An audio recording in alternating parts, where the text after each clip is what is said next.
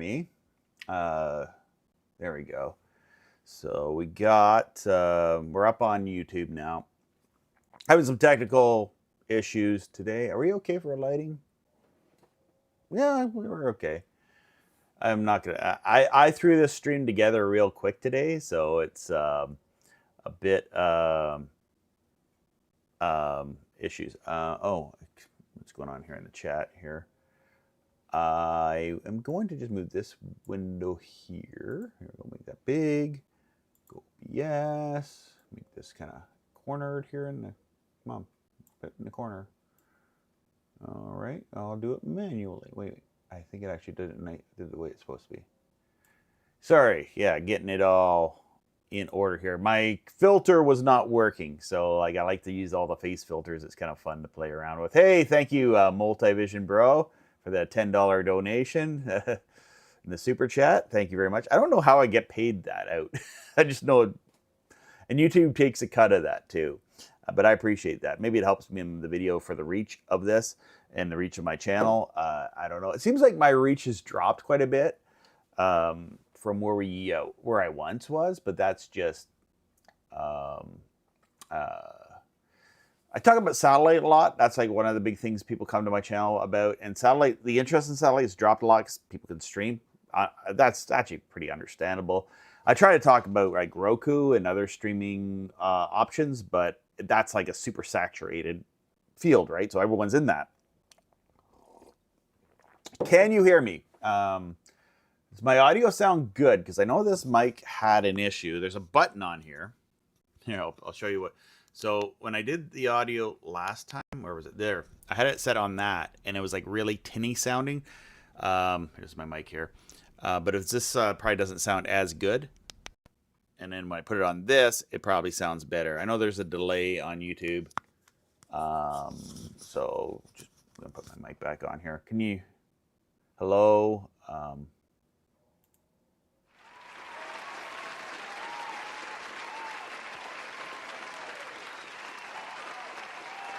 Yeah, we're live. Yeah, I just wanted, I don't know. This is the last stream.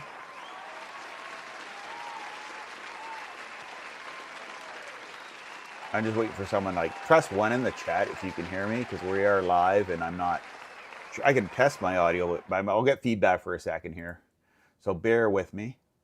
Yeah, we're live. Yeah, okay. So there it goes. I just did a little thing there in the test, the preview. So it looks like I have audio. Okay. So, yeah, so I'll just start off the stream. We'll talk about the channel update. I don't know. I've had this for 20 years, and then there's been periods of time where I don't have as much time to work on videos. So I just don't put out videos. I got other things on the go, and I've done other jobs and stuff over the 20 years of doing videos. Well, actually more than 20 years, but like 20 years on YouTube. And there was like a time I actually was on a hiatus off YouTube. I was actually like in the mid, I think I posted a lot in the early days, and then I kind of took a hiatus from YouTube for a couple of years. I think that was like, I blame that solely on my stubbornness for, at that time in the year, like 2006-07, there wasn't a good video editing platform for making videos in Linux, because I was like, I converted to Linux, right? Like converted to Linux from using Windows. Although to just like to keep that in a somewhat perspective here, big into Linux, but my desktop is like is Linux XP or Linux Mint XP with the menus and everything. Kind of that's where. So anyway, yeah, there was a long time I just, out of my stubbornness, didn't edit videos and put videos out there. And then I got, once Caden Live was very usable for my needs, I started doing a lot more videos. And then Caden Live's been the video editor I've been using for a long time. Yeah, so yeah, I'm gonna be this summer. I'm gonna be taking a break. I'm just gonna, spend time with the family, get some stuff done. Probably go camping at some point.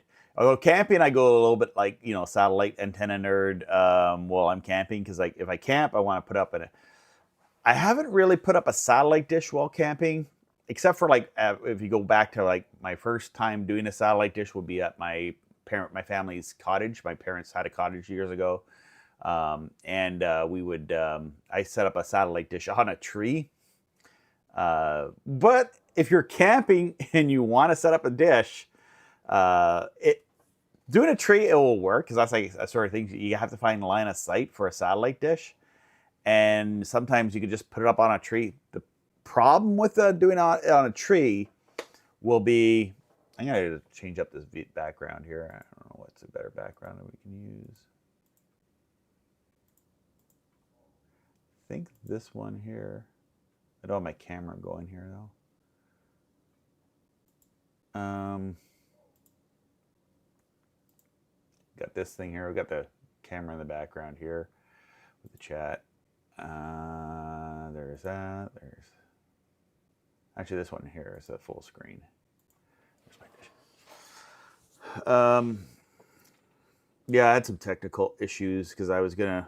I threw this together with not a lot of time. Even setting up a live stream, like to make a thumbnail, to write up, come up with a description, and get all the tags. I know the green screen's kind of funky behind me. I think it's because this paper is kind of, yeah, just bear with that here. I got like a bunch of tech on my desk here. If I take that part off, it's like all like computer cards and mice, or yeah, there's like a cat power over Ethernet adapter that I never used, but I bought thinking I would use it, but never ended up using it. Basically, where you use power over Ethernet to send your things. I have like a 20-year-old hard drive, and I don't want to throw this out now because I guess the magnets in hard drives are worth money. It's rare earth minerals, so might hold on to that, and it might be worth something someday. So keep your now. Tell my audience, keep your hard drives. Keep the good. I think I told you before, keep the gold in your computers because the gold's going nothing but up. And so, like, I guess there's one guy bought a computer for $5 off me, and he's like, I'm going to use it to get the gold out of it. I'm like, really? Oh, I shouldn't have sold this for $5. But I think he's only going to get like maybe, I don't know how much, not a whole lot of gold out of it, but some people do it for a hobby. They got the time, they do it, and maybe that could be a tribute to the value of the gold. I don't know. The gold and the silver and the palladium that's in electronics. Yeah, so anyone in chat want to let us know anything you're going to do in the summer? You're going to set up a TV antenna or a satellite dish, ham radio antenna, or anything like that. Yeah, as I was saying, I set up my, actually this dish here is also, I know I got that line there. It's on a wooden fence. And what I found out, wood is not the best material to install your satellite dish on, because it cures. So like over seasons, you'll have signal, and then all of a sudden the wood will cure, and then you'll be off your point. So it's better to have your satellite dish on like a metal pole like this thing here, especially for a C-band. I had one poor guy, he contacted me, and he's bought a satellite dish, and he put it on an ABS plastic pole and wondered why it didn't work. And it was like, the pole was like bent. And I was like, oh, don't do that.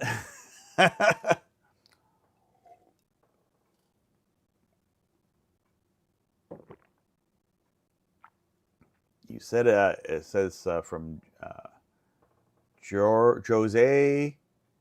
Sorry, the find Jose George Cal 5164. You said you plan to add a new dish, still one in Markham. I have enough dishes. I've moved a few dishes. I haven't really bought a new one. I'd like to, unless you're talking about this, the 8-footer, it's gotten to a point to be able to get like handful of channels that I want. they might even be encrypted now. I'm not sure. But was the Me TV, the Heroes and Icons, and the Story TV channels that were on 101 West? Those were basically where a lot of C-band channels are. Now it still works. You know, there's so much misinformation. Like that, this guy's been falling for like 40 years on satellite, right? It's gotten to a point where they're putting satellites with a high FEC rating. So like you need a larger dish to be able to pull in channels, and it's always like channels that I really want to watch. So that's kind of a bummer. So I guess your safe bet is to go with a 10-footer. Now there is a lot of 10-footers in the wild out right now, like old dishes that can be repurposed and you can reuse them. Unless you want to buy one from Tech 2000. I don't know if they still have any up right now. I'll pull up Tech 2000's website because I wanted to have a look at what's going on with Tech 2000. There we go. There's my Facebook. I haven't looked at that. My reel went up. Okay. All right. Here I am on Facebook. Where's my group on Facebook? For more information, if you want to reach out to a group on Facebook, I mean, I do have a free satellite TV page on Facebook. There's a lot of people in the community that we're connected with. They're on Facebook. For those that will be willing to use Facebook, if you're not, then just use forums and other things like that. But we got like a bit of a group here on Facebook that gets together. There's also the Discord. You can call in. I didn't fire up my Discord yet, but I'll do that. Discord. I'll fire that up too. It's going to do its loading and all that. Where is the thing here? Yeah, there's a voice chat in Discord, so you can call in. It's kind of like call-in talk radio. You can do that today. I do believe there's a link to it in the description. Does that work? Let me know if it's not working. I'll make a new link, but I think it should still be working. It's a forever link. I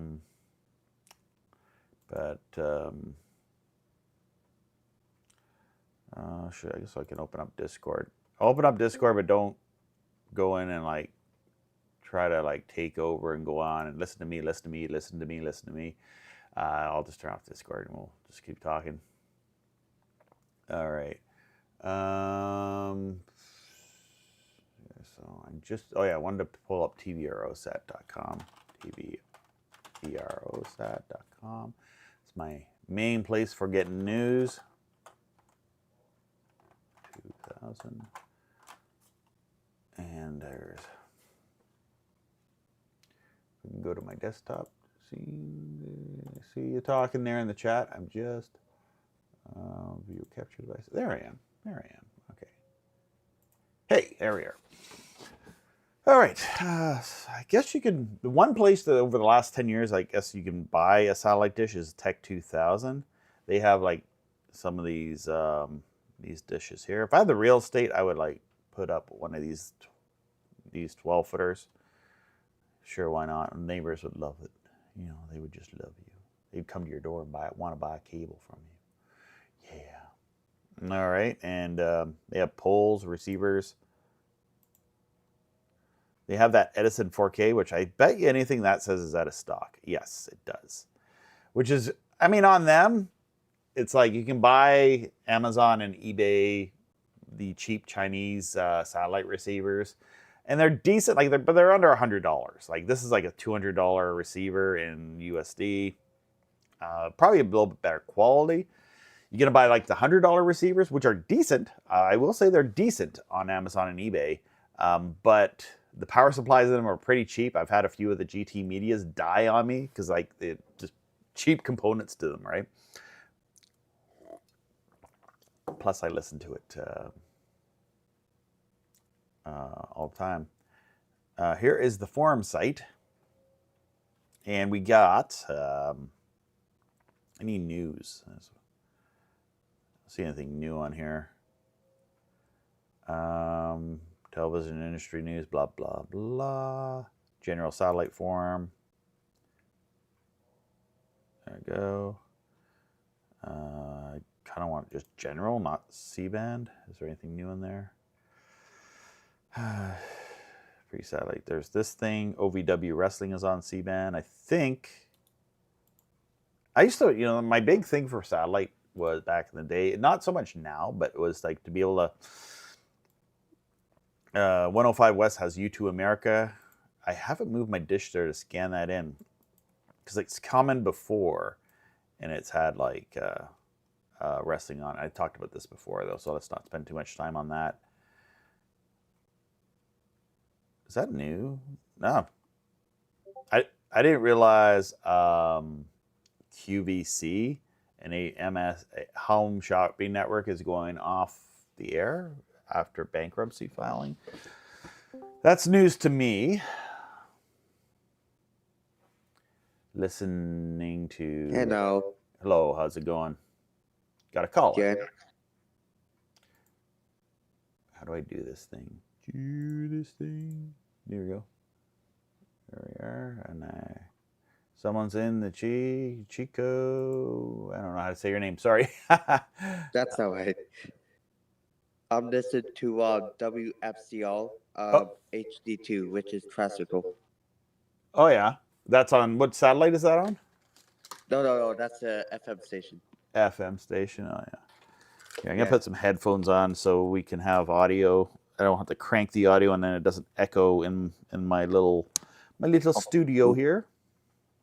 There, I got USB cable. Put some headphones on here. These computer speakers suck. I had my computer speaker kind of go. Oh yeah, it's like humming. Can you hear me? Oh yeah. Yes, I can hear you. All right. What's this? You got an SDR going here? Yep, I do. Let's see here. How do I get this thing big? Or let's go to that camera pop. There was almost was there. Hold on. There we go. I know how to do things. So eventually, but like yesterday was like a nightmare day where I was trying to do things, but I was so I was like having a bad brain day. I was getting so forgetful, and it was like I was doing one thing and then forgetting other steps. When you do stuff like with multi-step stuff, it's a nightmare when you keep forgetting. So what SDR program is that? SD5 Studio. Oh yeah. It basically converts the SDR into an HD radio. Oh, it does, eh? So you can get like the HD radio stations. Yeah, but the only thing is that my campground right now, and since the campground is full, this station is the only station to pick up the HD. Yeah, I think my area is like that too, where I looked into it, and it's just NPR that has a digital HD mode. Everything else is essentially. Is that running Linux, or are you doing that in Windows? Windows. Okay, yeah. Yeah, I do everything on Windows. Yeah, yeah. Probably it's possible to do in Linux, but it's like so many hoops you got to jump through to make it work. So I don't. Exactly. I think this is Windows only program. I'm trying to read Jose. The best way to watch C-band. You're going to see my eyeball here because I'm staring at the screen. And I'm going to change this setup up eventually, so it might be different. Maybe it'll be better. Best way to watch C-band after what the U.S. is trying to do depend more on non-U.S. satellites 15W-61 West. Okay. Yeah, it's I don't know. I get it. I don't know. It's still working. I don't know. That's the thing I gotta say. There's all this stuff out there, and then people go kind of political agenda, and don't listen. Don't enjoy the program. Right. Anyway, no, it's all I can testify to is it's still working over here, and I'm able to get news programming on satellite, and I'm able to get these news and international programming. This these speakers are awful. Is it cranked? No.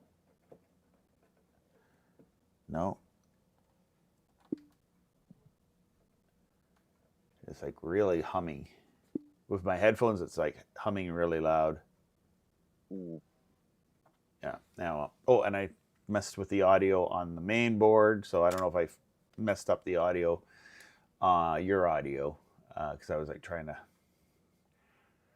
I had it set nicely. Now it's I don't know how it's. Right. Windows is so much more easier. Yeah, it depends on what you're doing. I mean, there's certain things in Linux I like doing, and other things in Windows. And sometimes there's like things in Windows that's not easy to set up either. So, Right. Just wanted to look up the channels there. I was over on the TVRO site because this is old news. We covered all this. Yeah. You did mention something about camping and satellite. For some reason, it's against the rules here. My channel on the purpose satellite. Could you repeat that? I couldn't really make it out what you're saying. Speaking of, you mentioned something about like campground satellite. Apparently, for my campground, it's illegal to. It's against the rules to purpose satellite here at my campground. In your country, it's illegal to set up a satellite? No, not my country, but my campground is they have rules that state that we cannot put satellites. Well, it's not illegal; it's against the lease. Right, it's against the rules at my campground. Yeah, it's not illegal. There's no law prohibiting it, but but there is policies from the property owner that would have that. Right.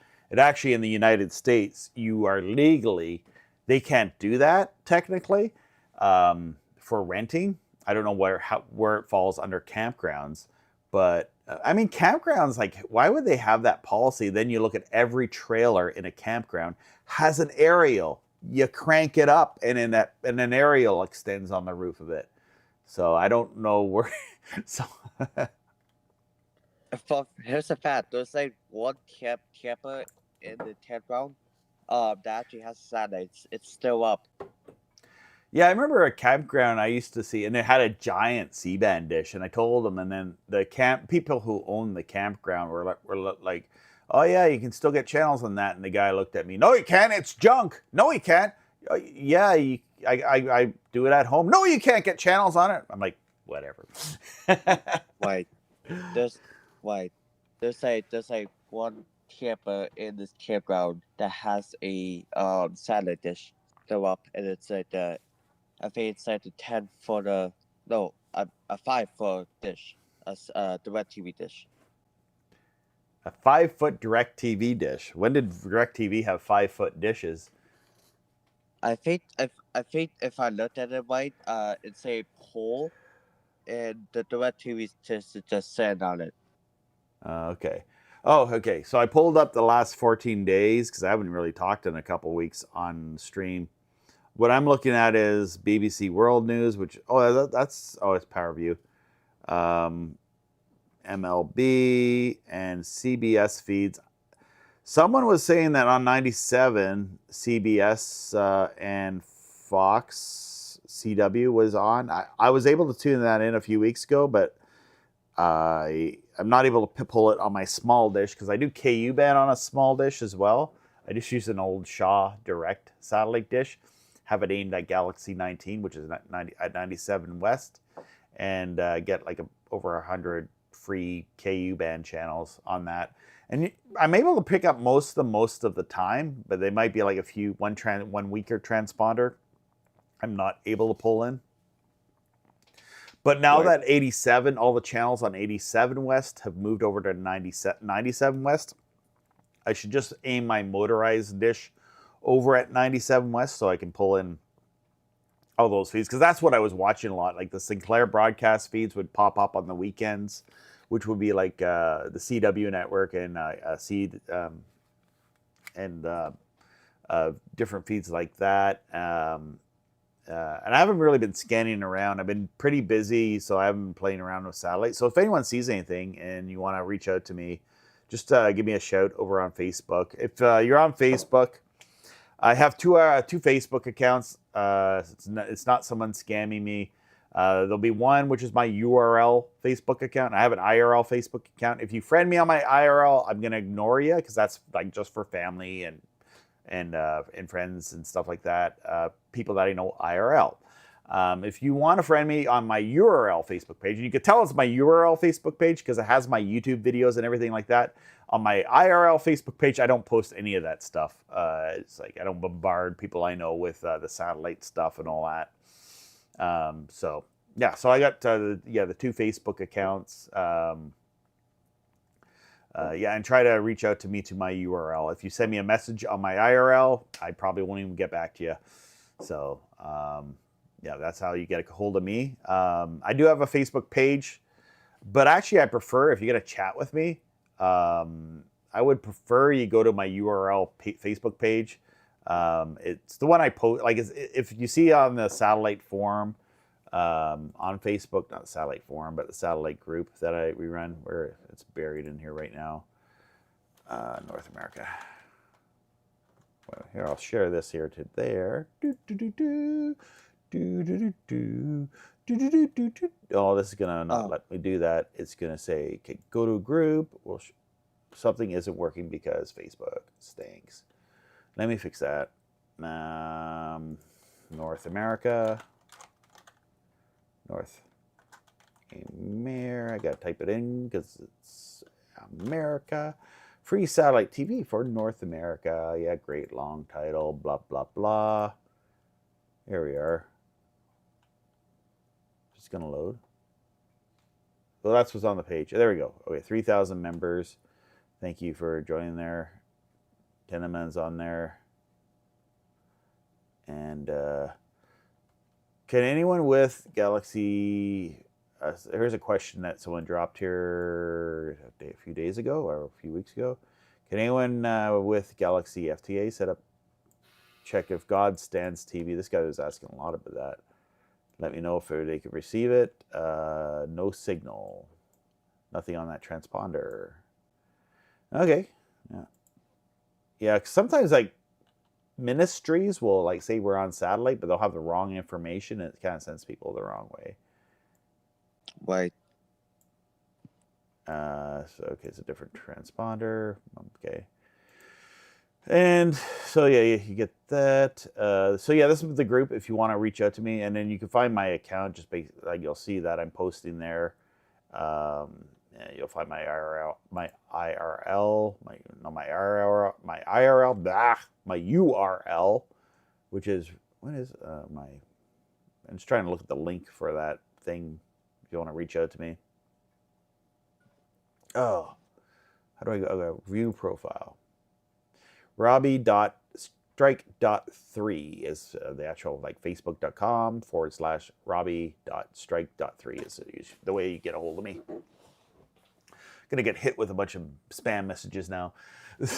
Now I don't even think the spam bots know I'm watch this stream. What?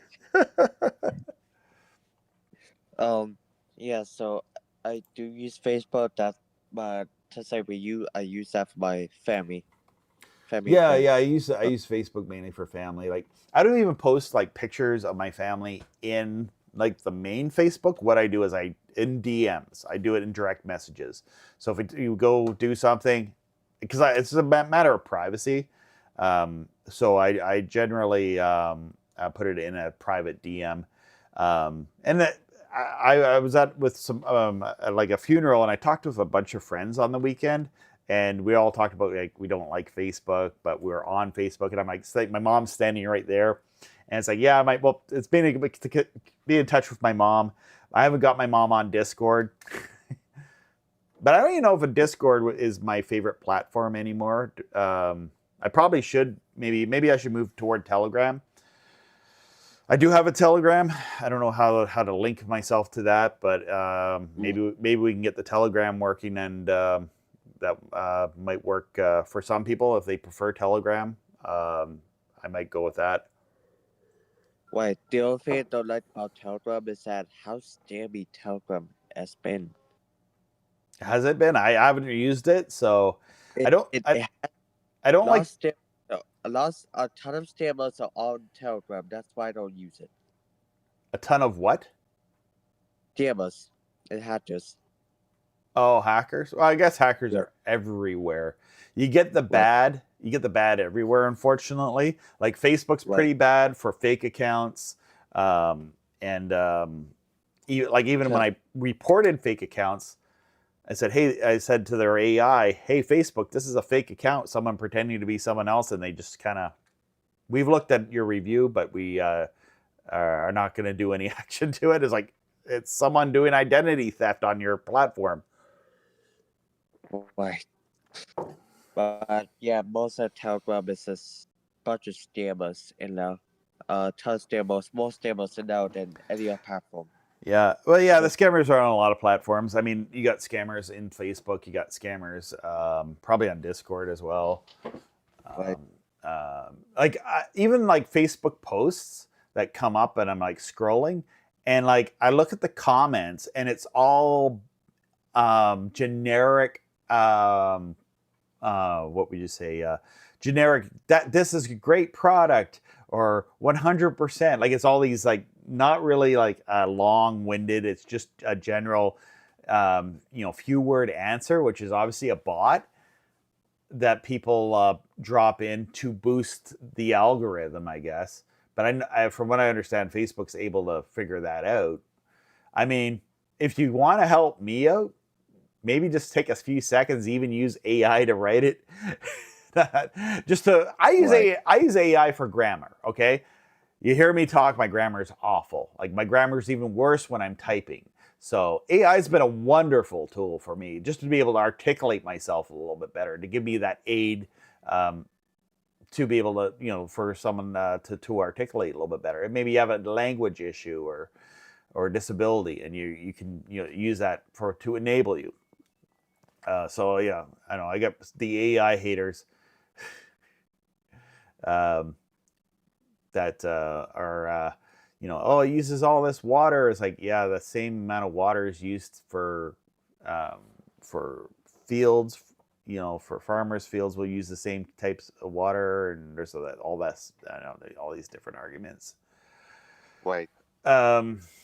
Also, I'm monitoring how AI video generation technology is moving more and more toward where it's open source, and you're able to do it on your home computer. So you're not going to have to rely on a server, because that's one thing I don't like. I don't like cloud servers. I like to be able to do things. I like being able to do things on my own computer. Oh, but you're using power to do that. You play games. Your video games on your computer use power. Like, what are you saying? Exactly. All these naysayers out there, yeah. Right.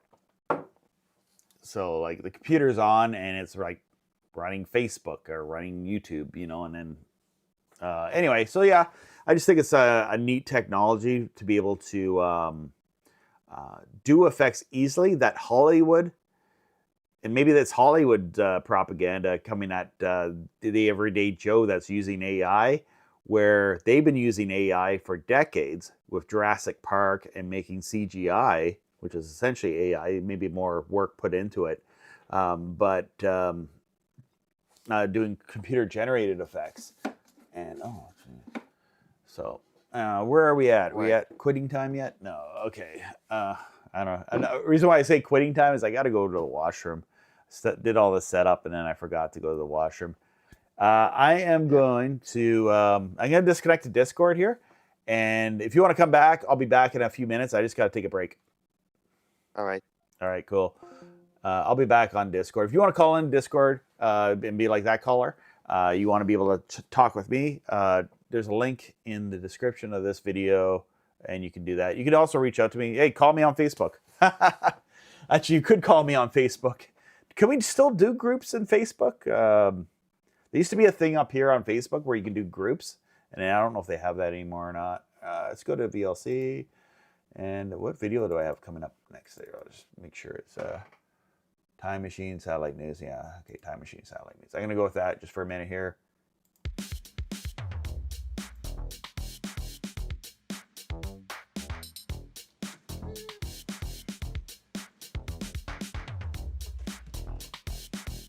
Join me Thursday at 10 a.m. for a live stream. We'll chat about, and I'll answer any of your questions. Woo! Anything about time travel you want to know? Boop, boop, boop, boop, boop, boop, boop.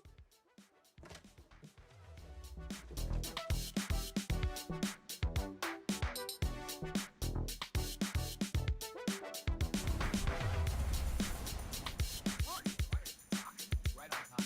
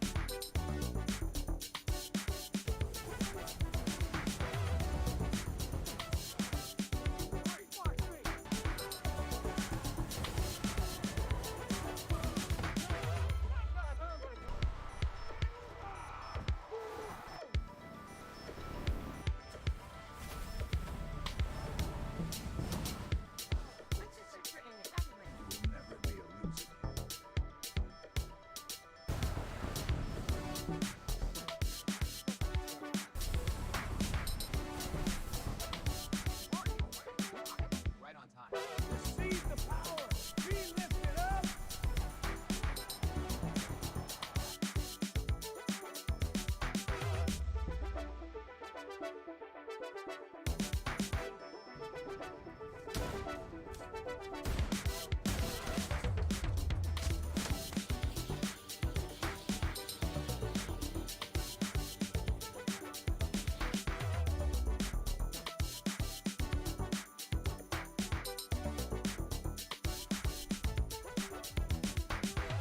Don't forget to follow and click the notify me button.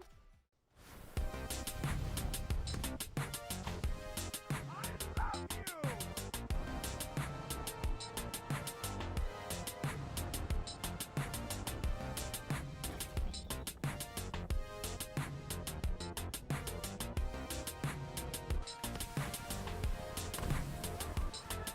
You can't take this with the bubble.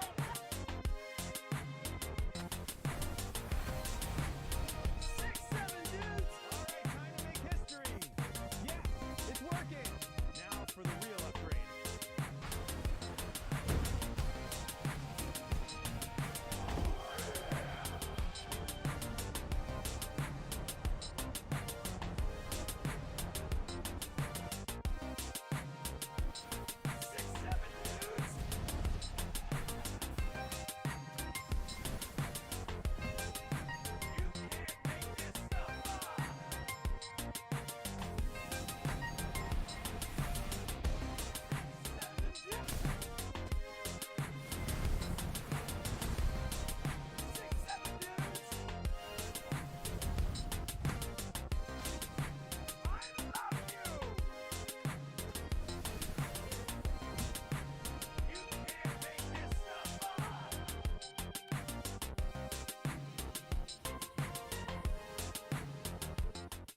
So I got these magnetic rooftop antennas. I'm just gonna put this on the roof of my car. Put that down. Put that one here.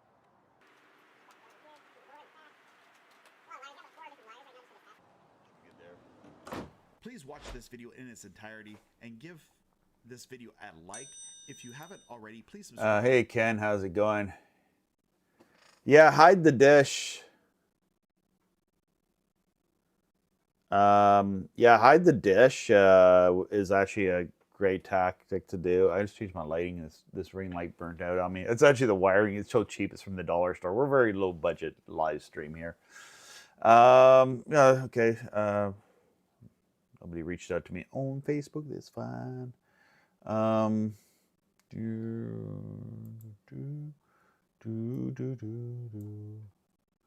Let's see if I got a clip here for us to watch. Where's that last video I did? I'll have to do a search here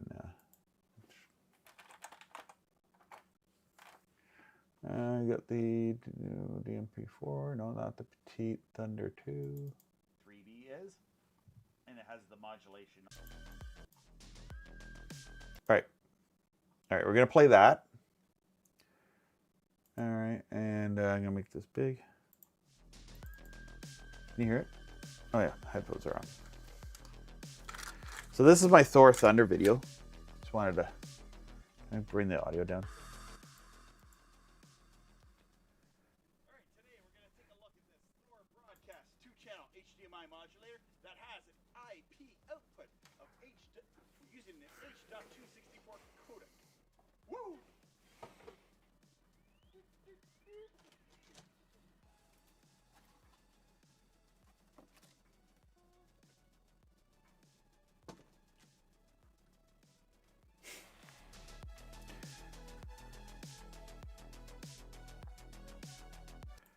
So yeah, you can find this video. This is my latest video.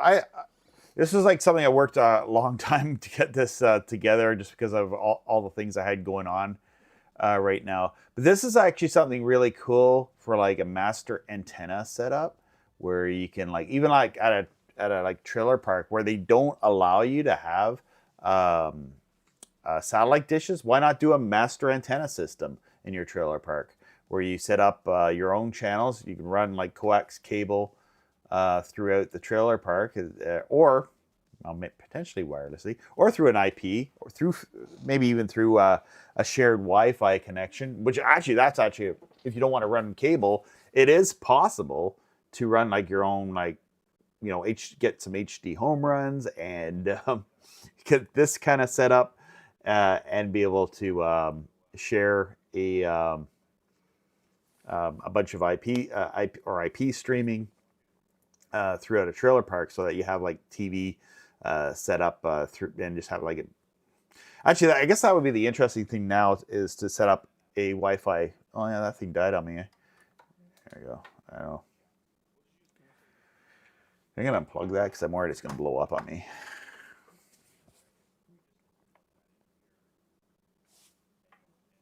You can't hear the audio anymore. It's just from there.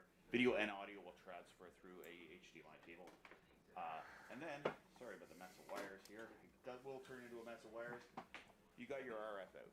You can use the RF out to send it to perhaps cable, to an antenna setup, or to a master antenna setup. And that's simply all you need to do, is get a piece of F connector or RG6 cable, or any kind of cable. I just got like this piece of cable just for illustrating. Yeah, for Chico. Sadly, you can't. No room in some parts of my site. I can't hide it because lack of rural. I do have TV aerial, and I do have YouTube TV, so I'm good. Yeah, like if you're on a trailer park, like you're camping. That's the nice thing with camping these days. You're probably gonna have, a lot of the sites do have Wi-Fi, or you'll have like internet, or you can get internet out anywhere now, which is amazing. So it really is a game changer for camping. I think last time I was camping, I haven't done a review. I shot like a full review, but it's like other people have done it, so I figured it's not necessary for me to do it. But I have a router, and what I did was I have this. It's like a Wi-Fi. It's a router, but it's also a Wi-Fi extender. So what I do is it has a USB plug on it. So I just plug it into a 12 volt. I use it in my vehicle, and I put it in my vehicle, and I plug it in, and I connect to, like, you know, if I'm sitting with my phone and it's like I'm not able to connect to the Wi-Fi outside the building, I use the Wi-Fi extender, which it really increases the range. Anyway, I did that with camping too, because they did have Wi-Fi, but it wasn't reaching the area we were camping, so I just left that plugged into my van. We had power on site. One place I stayed at, we did have electricity there, which is good. I've done total off-grid camping, and I disconnect. I completely disconnect. I do have data on my phone now, though, so I can at least check messages and things like that. And you can hook it up to a splitter, and you just hook it up here, however you want to run your configuration. And you can connect it up there. And so you have your video sources and an RF out source. Also, this does have the ability to be a, turn this around. If you have it hooked up to your LAN network connector, you can stream via IP as well as through the RF. You just have to connect that with the LAN connector, and it will send a video stream that you can stream to like the VLC or to any other kind of media. Does anyone want me to set up a hotel or a campsite for you? This is pretty cool stuff.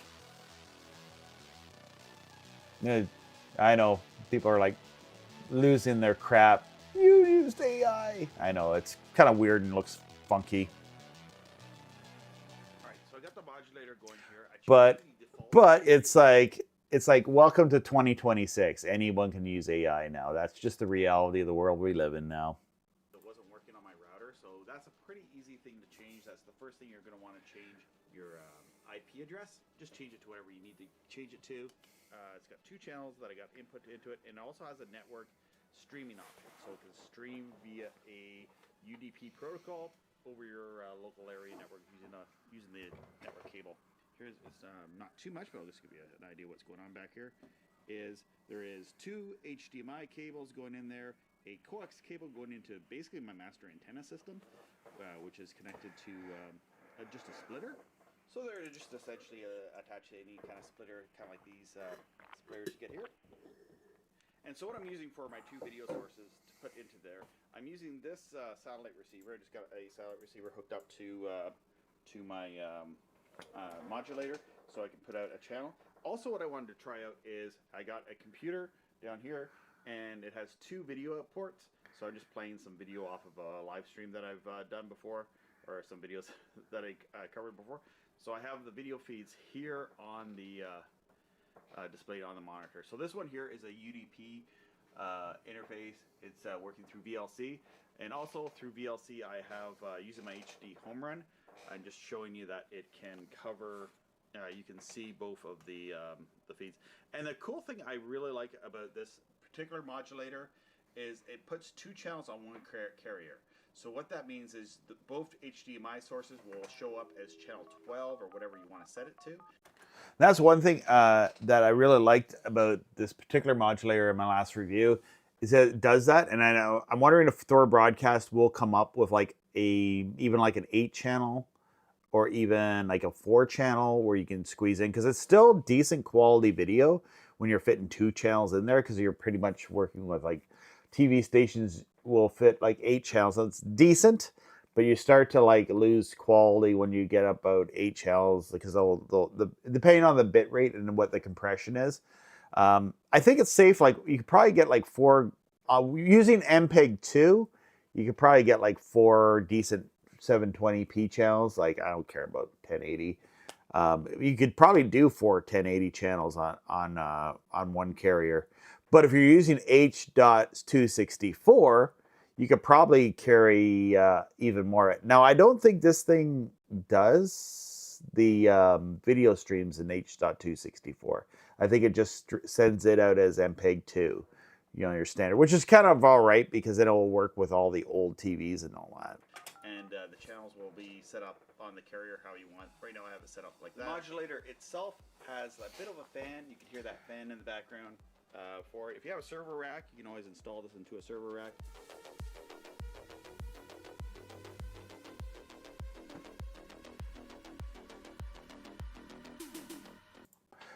Hey, cure some cucumbers. Hey, everyone from South Georgia. Are there still unedited news feeds? Sorry, this is from Emirab. Sorry, I'm looking at it so small, and I'm like, and I have dyslexia too, so it's just not helping. Are you still are there still unedited news feeds on FTA? I was big in over 10 years ago. There were plenty then. Yeah, they're still available. There's still like several feeds that are. Whoa! Let me just. These are the wonderful things I can do. All right. All right. Configure it on your local area network. Plug it in. Make sure you do have it plugged in. And if you know the IP address, which is displayed on the. Did I answer that question? Yeah, there's lots of feeds. Galaxy 19 has a ton of them now. So it should be. Oh, it's good for area sake. It should be this IP address here, 192.168.12, and it'll take you to the login page. I've already logged in. So it should be by default anything like this typically is admin and the password is admin. You can change that later on as you go on. And here we are. We're all plugged in, ready to go. So I have HDMI port 1. I have a full One thing I forgot to mention is in this video is like I like how it has it looks like an AI workflow video with where you have all these threads connecting to your AI for image generating setups. I don't know if that's like a new software thing where you basically have the lines going like that. I don't know what it's called. I just use stuff. I'm not like up to date on all the latest and greatest technical details, but I just thought that was kind of interesting. It's moved that way. It has like more of a modern interface compared to what my satellite feed and what we've seen before. HDMI port 2, which is my computer. For some reason, I was having a little bit of a tricky time getting 1080p because of the computer's output refresh rate. So I just for the sake of this video went with 1280 by 720. I could probably get this working at 1080, but right now I'm just gonna leave it with that. It has the encoder and the bit rate that is. One thing I did notice, it didn't seem to have an option in here. Maybe there is, and I'm not seeing it for sending out your modulated video as H.264. I mean, what difference would it make anyway? You're only doing 2 channels, so MPEG-2 will work. Making it over here, you have your device information, your MAC address, your application, and your version information, and all that here on your system. Here's your IP address. You can edit that too. So if you don't like this IP address, you want to give it a static or a different type of IP address, you can just simply do that in editing. Hey, Lumpy, Y5B, hello. Can I get more channels here in Georgia than I would in Canada? Quite possibly. A lot of the feeds are spot beamed more toward the south, so you might be able to get more with a smaller dish. It all depends. Check satbeams.com. is probably the best source for finding that sort of thing out. I think TV Eurosat with their charts on TV Eurosat, they kind of give you an idea of based on, I think, Satbeam's data, what size of dish you'll need to optimally be able to pick it up. Right here, I'm going to leave this the way I have it currently. Streaming settings. Okay, here is where I did do a little bit of changing right out of the gate. I had it set to J83B, and I wanted to use ATSC, so I just switched it over to ATSC.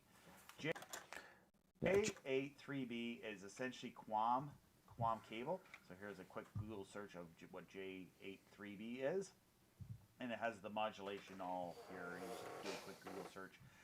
This setting here is if you want to do it through a cable system, a channel, potentially for a security camera or something like that.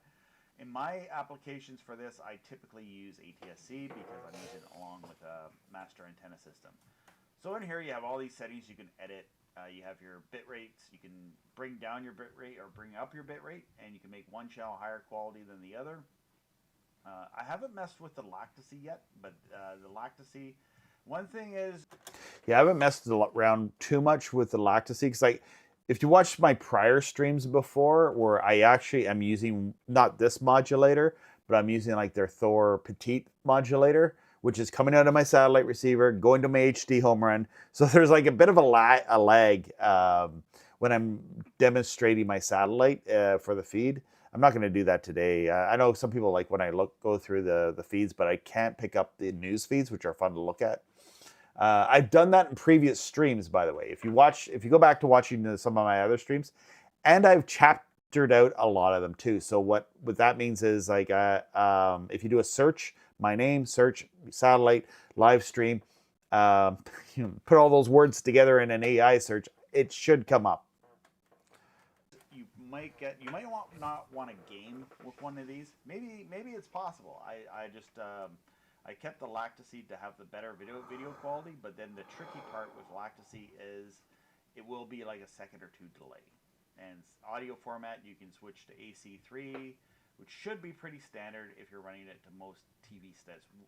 Will be able to encode that. You have program number 1 and 2, your mirror channel 1 and 2, and here is what your program name will be. You can change that. You can call it, your channel, whatever. You call it your channel. Oh. So it gives you that many characters to use. So you got to use them sparingly. I'm just going to keep it right now for channel 1, channel 2, not save it. But if you want to kind of give it a custom name, you can do that. You can write some profanity if that's what you're into. Whatever you want. Get creative. It's like setting your Wi-Fi. And PCR pit is 65. It's like setting your Wi-Fi to FBI surveillance van 3 just to scare your neighbors. Go along with this. Now, I don't know. If you don't like the frequency that it's on, you just click here. So by default, it did come on channel 14, but there actually is an over-the-air channel on channel 14. So I didn't want to go in. It actually was more powerful, and I could go over it because it's a weak channel on 14. But nobody broadcasts on channel 12. So I just wanted to be able to go to channel 12. And, one of my main channels in my area is channel 11 anyway. So it's kind of cool just to be able to flip up one channel and then have my modulator channels. So I put it on channel 12 for the sake of this. Now, if you want to boost the power and mess around with that, you can. I'm going to leave it at 0 right now because I don't want to burn out my system.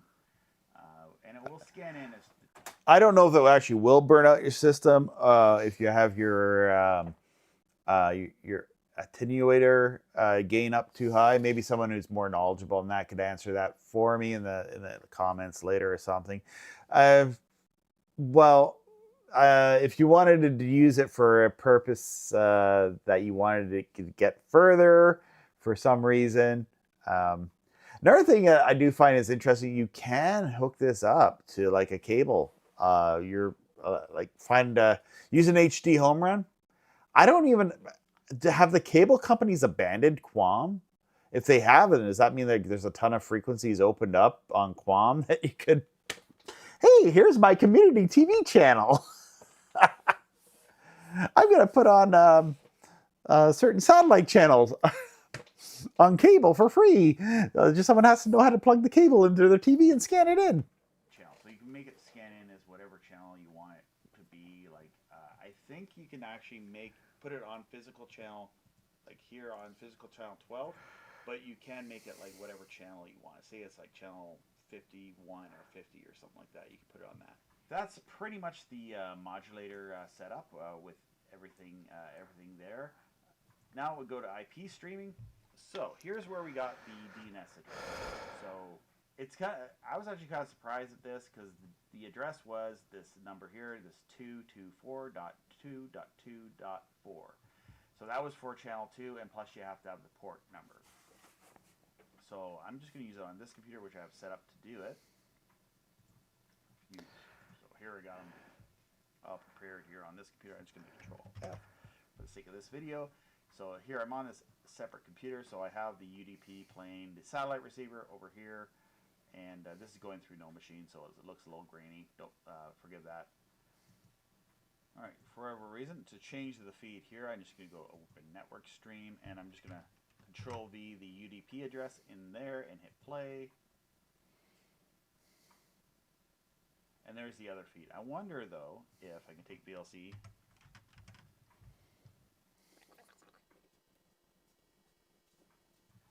So there's the UDP playing off of the HD home run, but I got two feeds playing here at once, but I didn't really want that.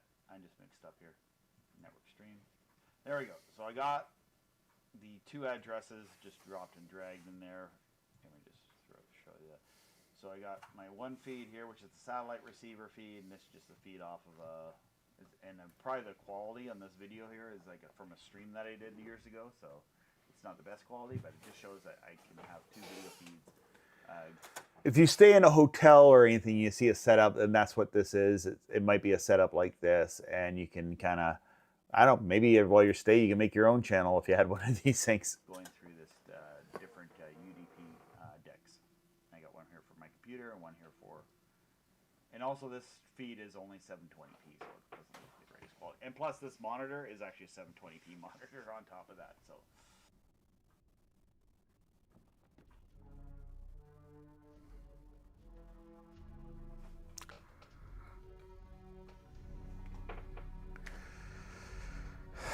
Great place to find one of these is just go to the Thor Broadcast website. They do have modulators of all kinds. If you feel like, hey, this is way too expensive, you can get one of these smaller one-channel modulators. You know, this is meant for like, you know, all sorts of different applications. Here is the 4-channel. So yeah, this is geared for the gym, the stadium, hotels, or university where you want to have like TV set up and have multiple channels. A trailer park uses these, like any kind of like multi-home dwelling, a retirement home, which is great for this type of setup. All right, here it is on Thor Broadcast Product 2 HDMI IPTV low latency encoder for multicast. This thing does do multicast, which is so super freaking cool, man. So this will, this price tag might be high, but as I said, this is for like industrial use. So it's, yeah, not necessarily for your home user. So, but if you're looking for something like this, here's a good rendition of what it does. Yeah, like if you want to stream, you don't have to spend all this money for satellite stuff, because a lot of satellite receivers do have the ability to stream over your local area network, especially some of the more modern ones, because they have like they're connected to the internet. So that GT Media has that in a few of their models. The Edison has that, and any of the OpenATV Linux servers have that option. So what that will do, and I've covered this in a lot of videos, is you could just have your satellite plugged into your local area, your satellite receiver plugged to your local area network, and then you just have an app on your phone, and you can watch the channels that way. But this is just another way, you know, through coax cable to get it. Potential has. So if you're like the stats for that, just go onto that. I'll have a link to this in the description of the video.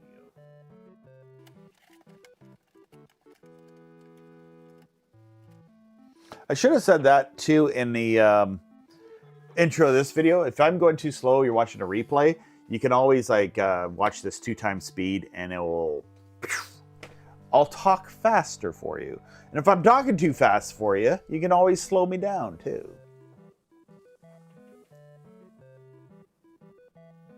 Does anyone out actually speed watch people on YouTube? I speed watch a lot of channels that I really enjoy, but I just feel like, okay, so talking a little slow. Now that I have is with my TV antenna, I can go through, and there's channel 1.1, and that's my satellite receiver, and I go to 1.2. There is my computer playing a video off of that I created. That makes it real great for like just being able to distribute whatever video source you want. It could be like a security camera. It could be whatever, make your own TV station, you know, whatever. I need back out of this. There you go. So there it is on my Roku TV. All I simply had to do for the Roku TV is allow that. Just go to like the antenna TV setup and hit the that shows up on the light, that button there. Rescan for channels, the star button, and you just hit rescan for channels and do a rescan, and it will scan in any new channels on any ATSC TV, or if you have a QAM cable TV too, you can add channels to an unused channel doing that. Alright, so I got this working now, just had to do some configuring with it. So basically this will work like a channel changer. You'll just change your channels as you go here, and it will just kind of flip through different channels. I got 2 parallel channels in there, but basically it's the idea of how it will work. With this, if you set up each IP address to the video stream, you'll basically have like a cable box, and you have your own private cable system using this as your digital cable box for each unit, as long as you're running it through a local area network. So this is available at Thor Broadcast as well. They have like a kind of a custom setup for this application, probably mainly if you're running a hotel or a multi-dwelling unit and you want to have video distributed through the local area network, even Wi-Fi, which would make it work better than having to run all the cables.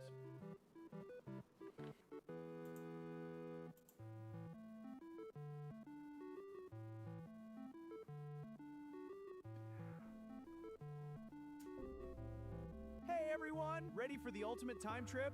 This is- Whoa, oh, this is random just my TV feeds. Awesome. slop Let's outtakes. explore. If I'm going too slow for you, click the settings and watch at 1.5 speed. If I'm going too fast, slow it down and enjoy the ride.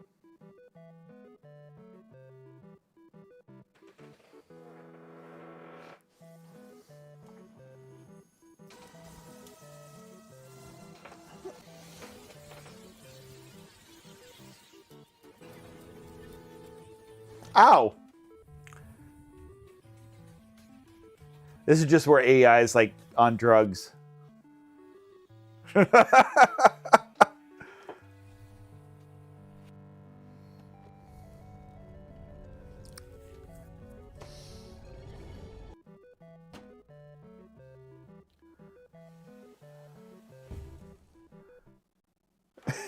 right, thanks for watching that and sitting through that with me.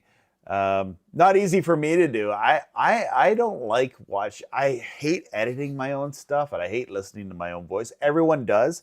That's a fact. People don't really enjoy watching themselves. But I just kind of wanted to play that video, and definitely as a thank you to Thor Broadcast for for sending me that product to look at and be able to do a video and review it for you.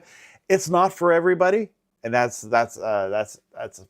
true. Like, you don't need that for everyone, but hey, if you had like the need for video distribution, that's something you could definitely look into. And if you're a campground owner or you're a multi-dwelling unit owner, I'm gonna try to read these comments. You know what? There's like, I don't know why I don't use that program. There's a program called Magnus. Like, why have I never used this program before? It's like where I hold the mouse over the thing there and make it bigger. I can install it now. Bear with me, chat. I'm going to install this program called Magnus. Where is it here? Go in the Software Center and Linux Mint. Software Manager. Okay. I think it's called Magnus. A-G. And Magnus, very simple screen magnifier. That's what I mean. Magnus in Linux. It's just like 9 kilobytes. 9 kilobytes. All right, well, we're just going to enter the password. Authenticate. Okay, here. Shouldn't be long to install this program. This is like this is a program from like what year? There it is there. See, so there's my Magnus thing. This is a neat little program in Linux. There's probably like a version of it in Windows as well. And I'm just trying to read my chat. There we go. See, there's the chat. So see how that is there. That's kind of neat, eh? So I think I've read these.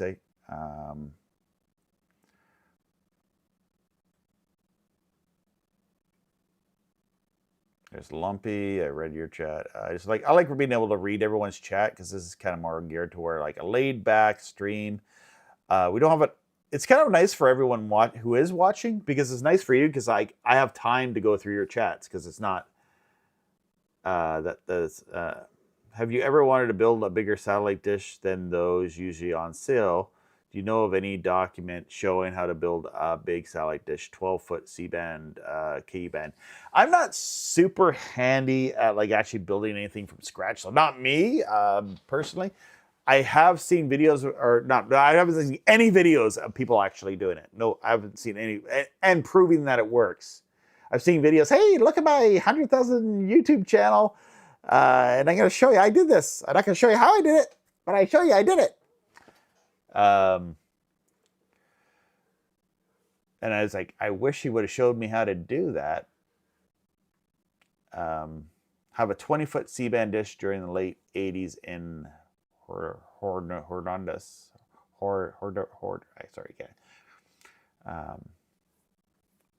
Yeah, I'm personally not handy enough to like build one of those, but yeah, that's kind of neat. I'm gonna leave Magnus kind of sitting here. It's kind of weird when you go over stuff, but it's kind of neat. You move your mouse, and it kind of magnifies things so you can see it a little easier.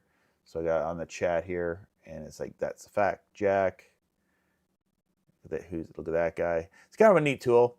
I can make it even 3 times. So if we go 3 times, make it bigger. Go 4 times, it's even bigger. But I think it was at 2. Let's go back to 2. Yeah, neat little program in Linux. Just simple. Yeah. For an old person, if you're getting older and you don't need to buy. Remember that computer, the commercial, the computer for old people, and it was basically a Linux computer that had like a few of these things built into it.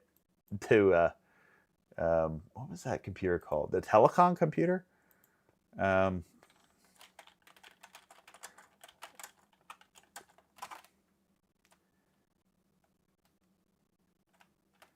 It was like there used to be TV ads for it all the time. On TV.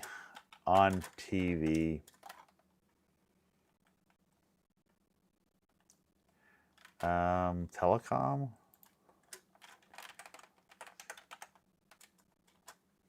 TV.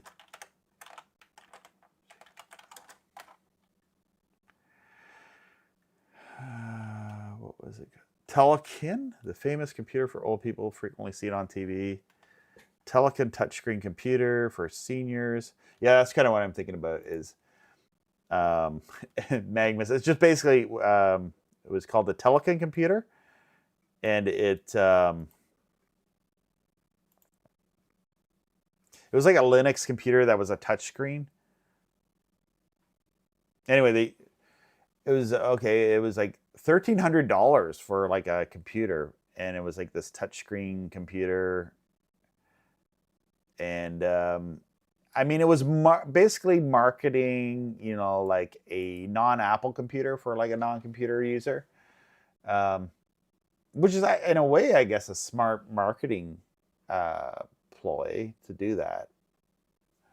Do I have a picture of so I copied that and see, dude, Telekin computer for seniors, and just, yeah, that's it there. And they had a laptop. Oh, they have a website. Okay, they actually have a website. I haven't seen this on TV in a long time. I wonder if it's like still the computers from 10 years ago or in the same operating system. How do I go to their site? Well, they have a website for it. A bunch of infomercials. Like even their website looks like it's from like a long time ago. They have like the old Facebook, Twitter, and YouTube and Google Plus ads on their site. Probably hasn't been updated in a while. Anyhow, yeah, we're going to open up the Discord chat again for one more time. If you want to call in, there's a link in the Discord. You can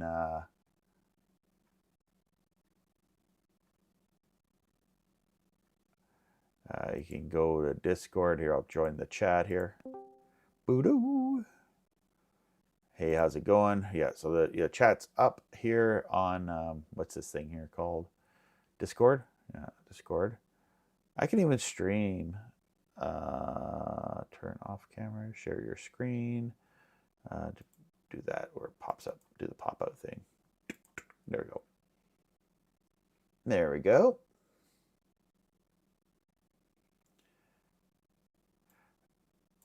I knew a guy, he passed away, and he had so anyway, that's kind of what made me think of the Telekin computer is this program Magnus, because that was one of the features that the Telekin did, is it just did the magnifier.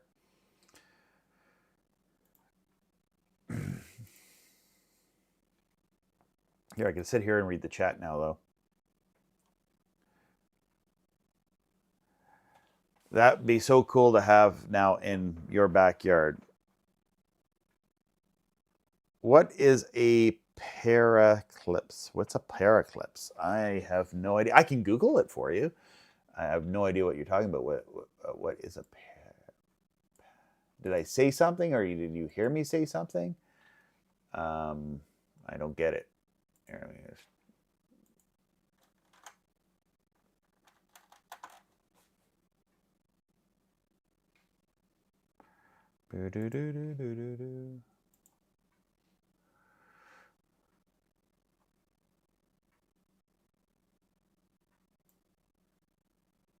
Sci-fi action.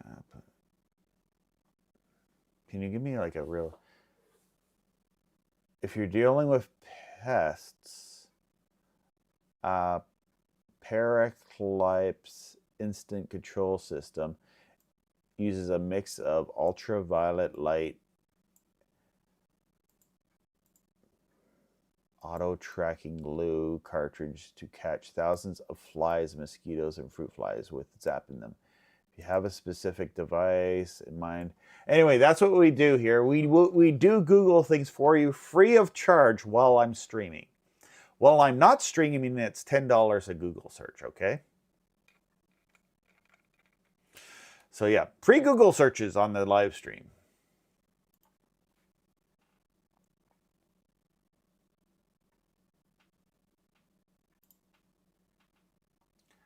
Oh, that was a brand. So it's not like a pesticide control thing. That's what it came up on its Google.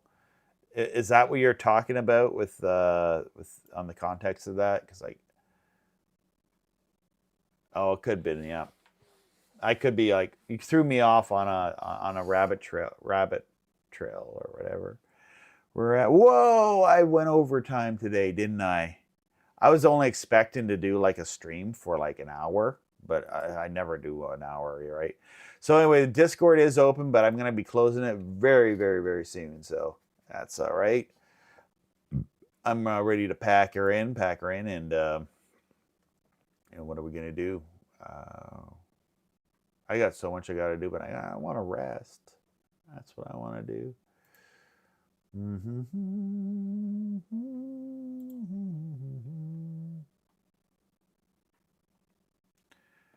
Josie George, 12-foot C-band dish was made locally. I was able to receive even Anik F1 during the 1990s, but extremely weak. Okay.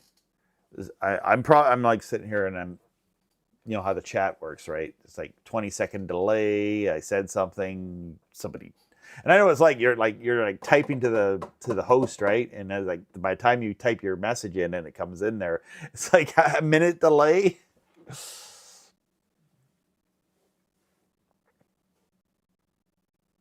There's a major hum in this thing here. I'm gonna unplug these headphones. Oh yes, that's better. Oh, the hum in these headphones, it's actually, I used to think people are crazy when they like noise bothered them, but that noise was getting to me. One last thing I'd like to show and tell you guys. One last thing. Oh yeah, well, maybe two last things.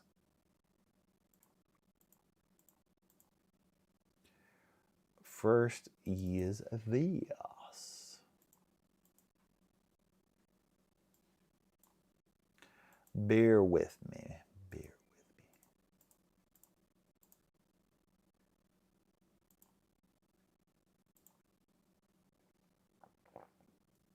Can I make this big? Yeah. Control F. Is that full screen? Yeah, it is full screen. I showed you this before, but oh man, this thing's so beautiful. I love it. It's the Commodore OS distribution of Linux, and look at this thing. I don't even like dockies, but this thing looks pretty darn cool. Oh, it's like for classic emulators. Did I put ROMs in here? I know I didn't put any ROMs in here. And it's just when you close Windows or whatever. Like, yeah, it has like this thing with all the, did I have any? I don't have any Nintendo or any ROMs in here. But I guess you could put ROMs in it. Application menu. There you go. That's how you find your applications. So your internet. That's pretty slick, eh? Like, look at this background. And you can animate the background too. Like, that's something that's pretty slick on this. Let's see if I can do that here. I have to, the only thing is it's not by default. I have to go in here and look and feel. It was in here somewhere. Personal.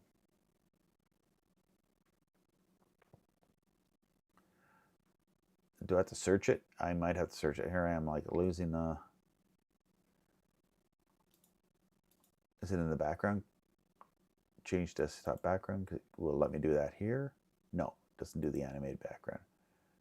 Oh, it does have like different backgrounds though. I didn't realize it had like other. Does it have the video? Does it like? Because some of the older versions of Linux actually have like the desktop background that like is animated. I'm not sure if these are or not. No. Oh, I want to go back to the original one. I didn't want to change it. I think that was it here, eh? That was pretty slick. Although this is pretty slick too. It has like the Commodore OS. Oh, that has like a message. I hopefully I didn't mess that up. I can't remember what the default one was. Is it that one? No. It's a nice background though. See, I'm not really into worshiping the Commodore chicken thingy or whatever. I feel like I might have screwed it up. No. I just feel like I made it bigger. It has a space background too. Anyway, I'm just gonna live with that for now. I just thought the animated background. I know that's something that's been around computers for a long time. I just never messed with it. Animate wallpaper. There we go. It's gonna do it. Maybe, I don't know. I clicked it, but I like the way the mouse moves around. And this is actually not the up-to-date version. I just think it looks so cool.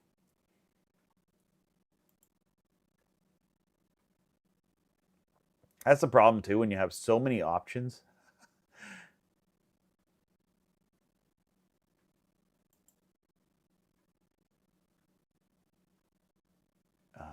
There it goes. Okay, there it goes. It's going into its animated wallpaper thing, which is like a nice render. You could, in some versions of Linux, you can get like software that will do an animated background, so you can have like, you know, even MP4 files. You can play my videos as this.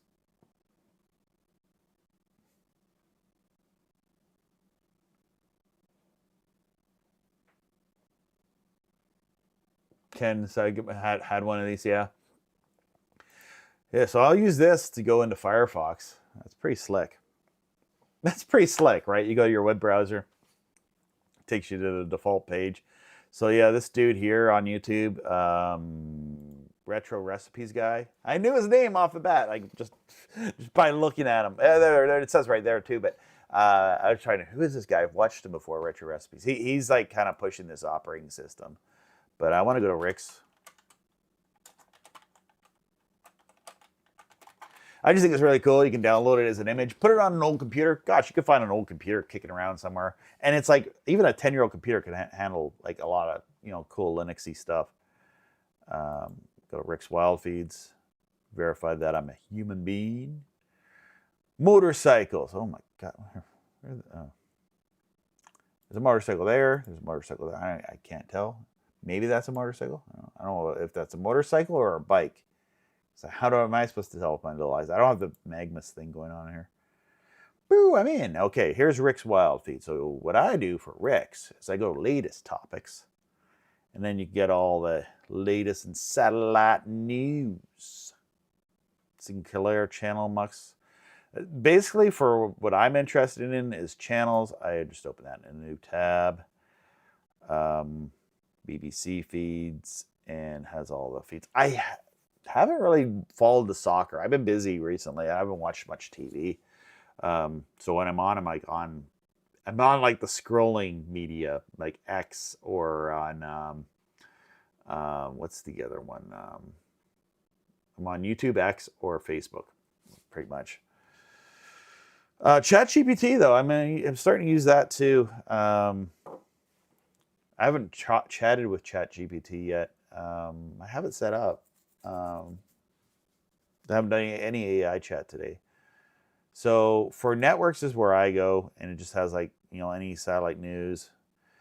For InfoWars, I think it's just, well, actually it's no longer InfoWars. It's the Alex Jones network. So just same thing, same channel. Actually, the programming on Satellite's a little bit different. I haven't been watching it as much recently, but American Journal, which is made by Rex Jones, or Rex Jones hosts now, but they only stream it. It is not on Satellite. And then they have like a replay of the War Room with Harrison Smith. So that's kind of what I've noticed with the programming. And people are complaining probably of the audio being out of sync. When I watched it in the past, I would like use I would stream it to my computer and then fix the audio offset that way. Sinclair channel Mux. I'm gonna click this dealio because it's interesting. 2 more stations appear to move on this Mux. This is from a long time ago. When was this post? From a while. I think that's old. But here's one from 1 hour ago from a forum that was 19 hours ago, 2 days ago, 2 days ago, 2 days ago, a month ago, posted in 2019. So you go from 2019 to a month ago. Yeah, these are the joy of reading forums.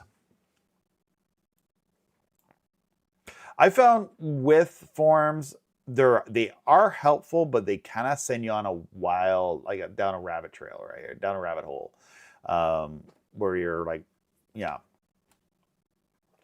I mean, I got so many videos on my channel. It's like going down a rabbit hole of all sorts of stuff because of. And basically what all this means is to just this. The nice thing is actually with ChatGPT, what is a useful tool. So let's try that with ChatGPT. What we'll do is, I don't have my account here. I'm going to go back to my other thing. So I'm going to copy this here. I'm just going to go back to my old computer, my Linux XP computer. I just wanted to show you that deal.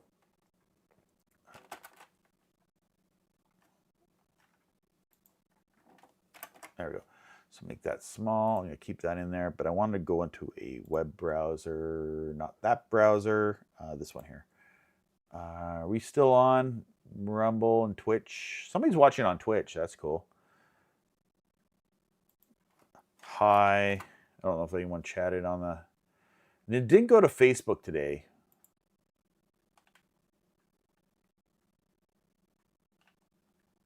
Yeah, I'm on X as well, but it didn't want to go to Facebook. I think I have to reconnect to my Facebook. Oh, holy cow! I got a ton of chats in here. I'm just trying to go to this thing here, and I'm trying to get ChatGPT going. All right, try to. Now, am I logged in? Yes, it does have my name. Choose your chatbot. I don't know what my chatbot is. All right. Can I talk to it? I'm going to allow it to receive my microphone. Hello, ChatGPT. How are you doing today? Hey, Robbie. I'm doing really well. Thanks for asking. How about you? How's your day going so far? It's going good. This topic here with this link, I'm going to send it to you. Can you give me a summary of what's going on this satellite discussion forum?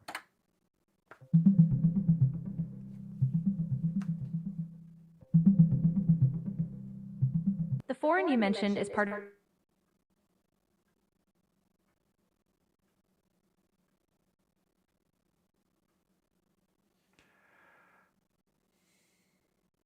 Are we on? Oh, it's not on. Yeah, see, okay, so here's the problem with ChatGPT is, sorry, I guess you didn't go through, lost connection. It gets disconnected all the time. Is that just my audio? Nope.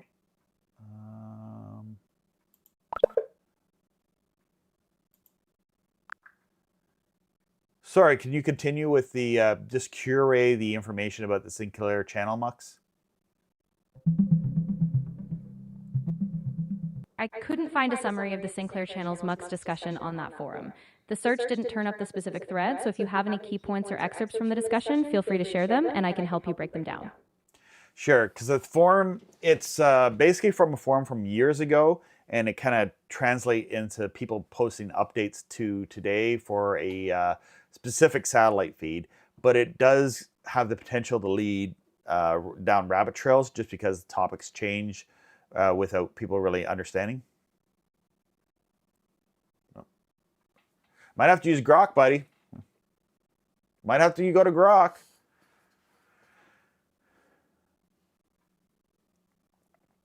So okay, so that's just for the person who's in the chat. Always says go use ChatGPT. It's better than Grok. Well, there we go. That's what happens with ChatGPT. I'll try Grok. And I just want to clean up my deal here and allow it to have my mic. Hello, Grok. Can you hear me? Are you going to break up today? Hey, Robbie, I hear you loud and clear. And nah, I'm not going to break up on you today. What's up? Well, because ChatGPT was breaking up, but sometimes Grok breaks up too. It's just this weird connection thing where it's talking to me and then it goes into broken record mode. Yeah, that happens with any of us sometimes. Connection hiccups, background noise, your phone moving around. If it starts glitching, just say my name again to wake me back up. Anything specific you want to chat about? Or are we just shooting the breeze? Does Grok ever get have discussions or arguments with ChatGPT? Not really. We're both language models, so we don't have actual conversations with each other. That said, people will paste what one of us said into the other and show us the response, which can look like we're arguing. It's kind of funny sometimes. Anyway, so the topic today is I have this form here. I'll send you the link. And what I want is to curate a summarize of a discussion forum just to show my audience how AI can summarize a link.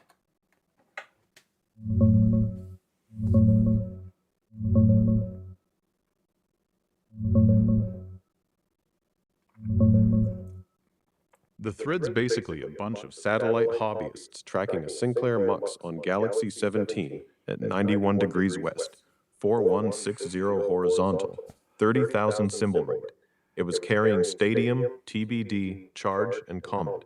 The OP wasn't sure if it was a permanent home or just temporary because of some ransomware issues Sinclair had.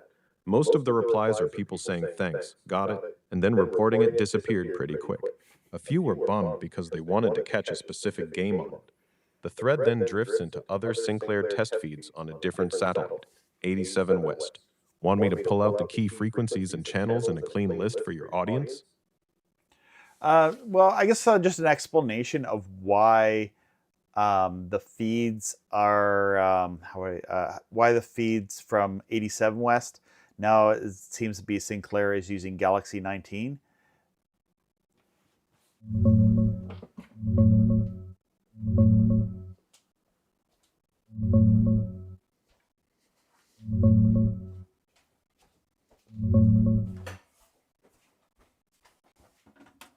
It looks like the feeds you used to see on 87 West have shifted over to Galaxy 19 at 97 West. Broadcasters like Sinclair regularly move their satellite feeds between birds for capacity reasons, cost, or better coverage. Galaxy 19 is a very popular satellite for all kinds of feeds and backhauls, so it's a natural spot for them to park stuff now.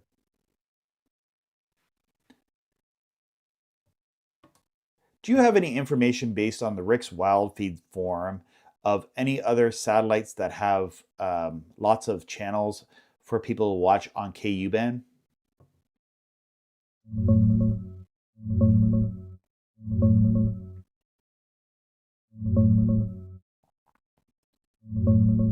Galaxy 19 at 97 West is the big one for KU band right now.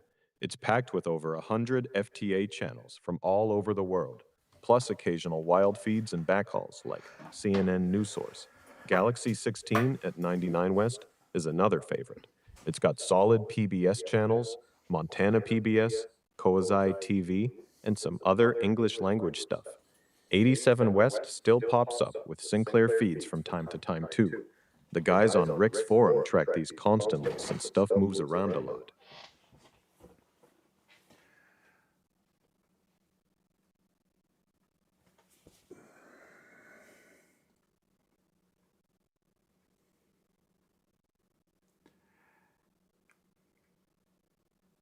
Is there any recent news reports and any satellite news about any provider providing free-to-air channels in North America?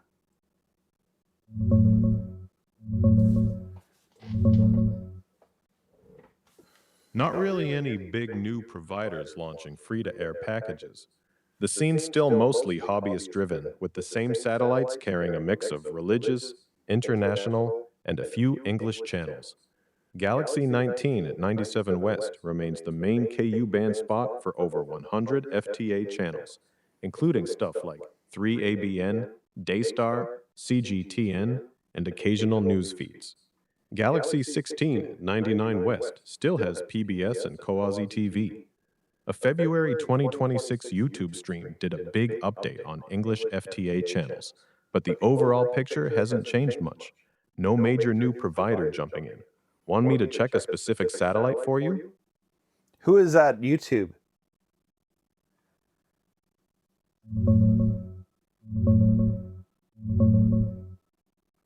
That was me, Robbie. It was my February 12th live stream this year, the free English FTA Satellite TV 2026 update. I went over all the current English language free channels on C-band and Ku-band across North America. It's weird that it was him. That's just kind of weird. As I got it muted, but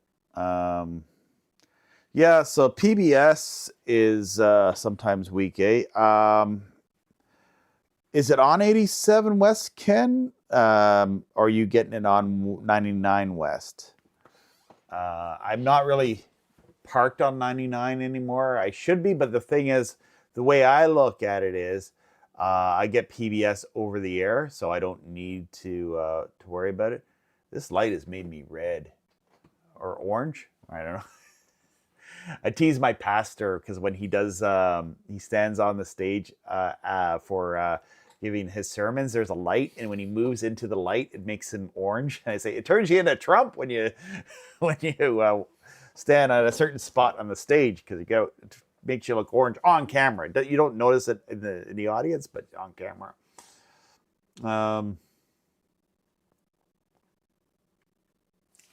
So yeah, PBS. There was the fear that PBS. Here, I'll get Grok to chime in. There was the fear of PBS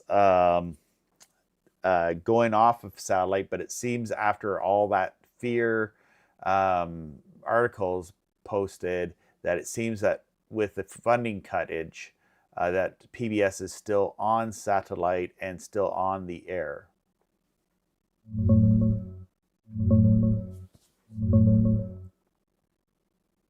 Yeah, exactly. There was real fear last year when Congress cut over $1 billion in federal funding and the Corporation for Public Broadcasting shut down. A lot of people thought PBS satellite feeds might disappear. But as of right now, in June 2026, PBS is still up on Galaxy 16 at 99 West, free to air, with channels like PBS East, PBS West, PBS Kids, Create, and World Channel. The main network feeds are still active. Can you summarize why PBS is able to do this and provide all these channels and services on less than a budget of what the Canadian Broadcast Corporation has, yet are producing a lot more content?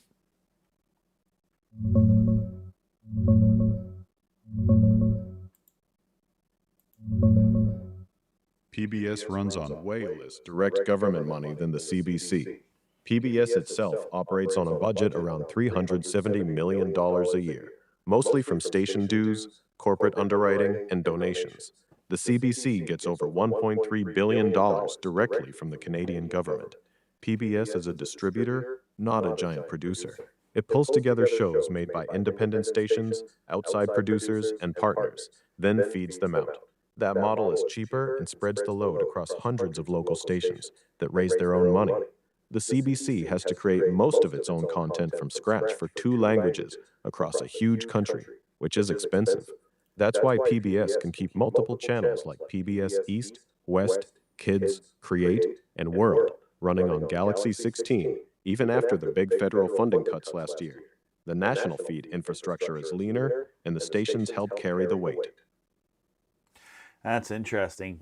It seems that the PBS model is way more superior than the CBC model, where the CBC model drives a lot of funding from the taxpayers and produces less desirable content for most of the viewers that would want to view the content, where PBS has more content that is desirable to see, home renovation shows and et cetera, documentaries. You're hitting on the core difference. PBS's content has broader, mainstream appeal. Home reno shows, nature docs, cooking, history, British dramas. It's the kind of stuff that pulls in a wide audience across political lines.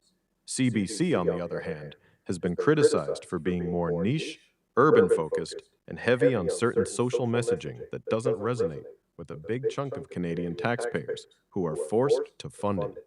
The PBS model spreads the cost and risk across hundreds of local stations that have to actually raise money from their viewers, so they naturally produce or buy stuff people actually want to watch. The CBC model is more top-down, with guaranteed tax funding, so there's less pressure to make broadly appealing content. Thank you, Based Grok. Anytime, Robbie. All right, I'm gonna mute that. All right. Oh. Muted. All right, I might want to go back to it. I'm not sure. I see you're up there. Gosh, I think it's like I don't talk to you, dude, for like weeks, and then I mess up your name because I'm gonna read it dyslexic, you know. Hey, caller, you on? New York, Cincinnati, New York. Go ahead. No, it's Sanabi, LC, Connecticut, New York. Yeah. You probably remember me.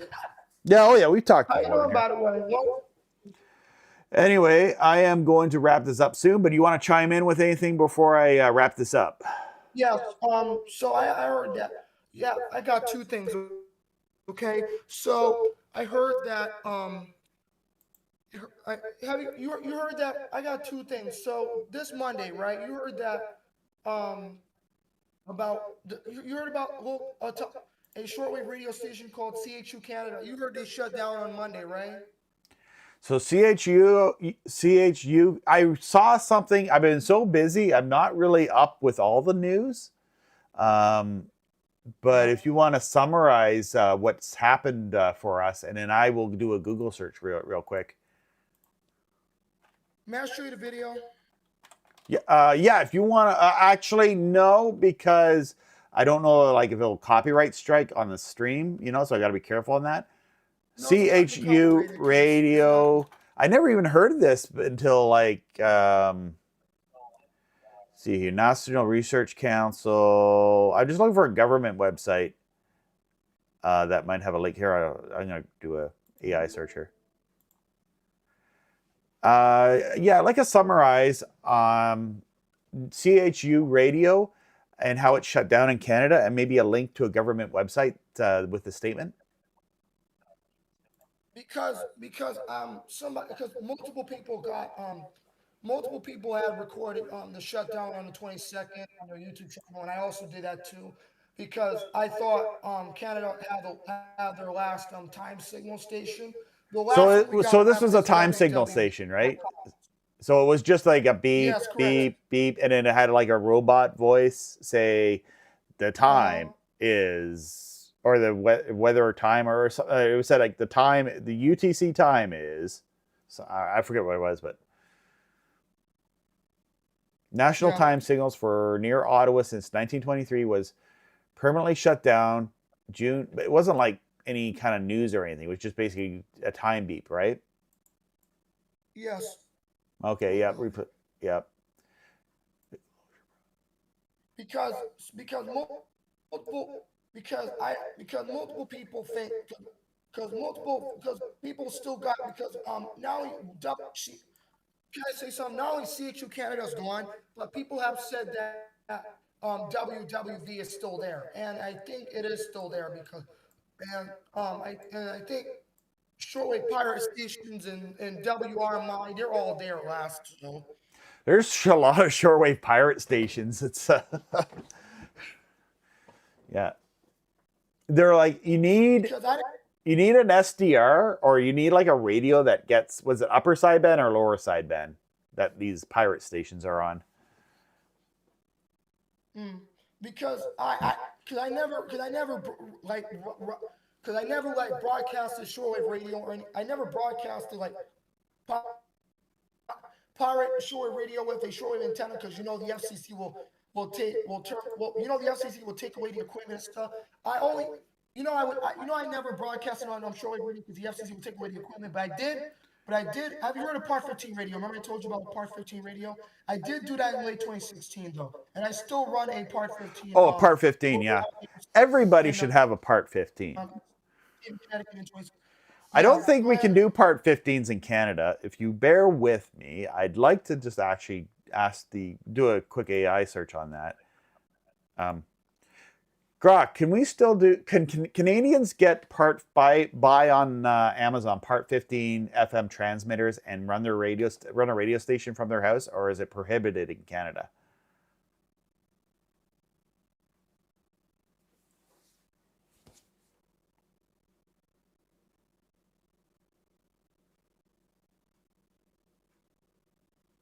I don't think you.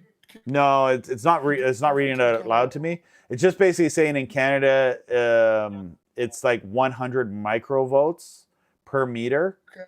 So how far can your American Part 15 radio transmit to?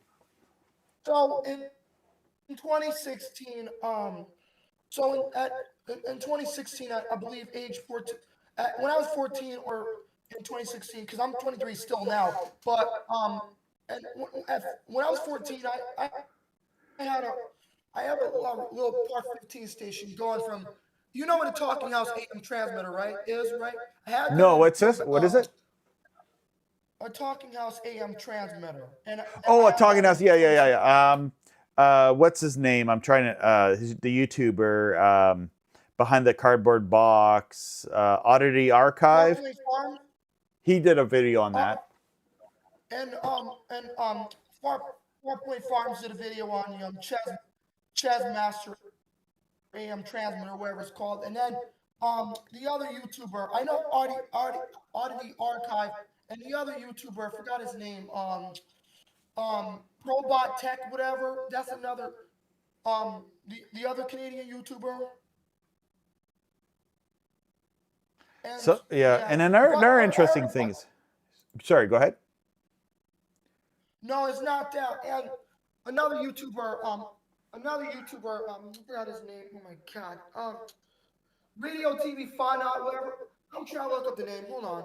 Yeah. So anyway, just to respond to my chat here, that leaves US 5, 10, and 15 megahertz stations left. They should give the old CHU frequencies to amateurs. Well, I'm pretty sure pirates will take it. NWX channels on 162 megahertz. Yeah. From Mark. Hey, Mark, how's it going? Long time no chat, Mark. But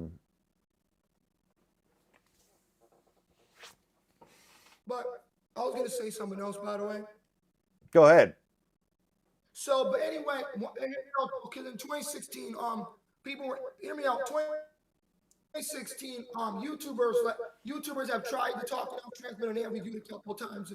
I watched all the videos in late 2015, and then my grandfather used his work money. He bought his own. My grandfather used his work money, his work money, and bought my Talking House transmitter in late August 2016. Then he bought it with his work money. He didn't want to waste it, but he had to buy it for me as a present. Then he gave it to me for free. And then after that, and then I signed on here on November 2016. My call letters were WZBN 1440 AM. The format was a full service format. You may know what it is because the FCC and this, that, and the third. My format was a full service format. News, talk, mainly news, talk, sports, community, and music format. I would always broadcast in all these formats. But now in 2024, but hear me out. But I launched a new branding called Southern Connecticut's Music Variety, and I bought a Retekis FM transmitter in late 2022, and I also expanded WZB at 1440 AM, also on 107.3 FM. In case people lose the 1440 AM signal in East Haven, they can also hear Southern Connecticut's Music Variety on 107.3 FM. So I'm now on but in the whole and hear me out, in the whole Talking House transmitter, Hideous, whatever, my Talking House transmitter ran to 2016, but since I got the range extender in late 2021, I can reach up from 450 10,000 feet now. Oh yeah. Haven and Bradford. Dude, I don't serve New Haven because local stations on the interfere local. I don't serve New Haven, Connecticut because local stations on 1440 to get interfered, and I don't want to shut my transmitter off or anything. Otherwise people can go online to extreme1073ct.com and listen to all. Now on the Southern Connecticut Music Variety branding, I broadcast the music from the 50s, 60s, 70s, 80s, 90s, throughout today's hits. All these in adult contemporary, and I still do them. Mm-hmm. But that. So are you still using your Part 15 radio? I'm still using my Part 15 AM transmitter. I'm still using my HP lab.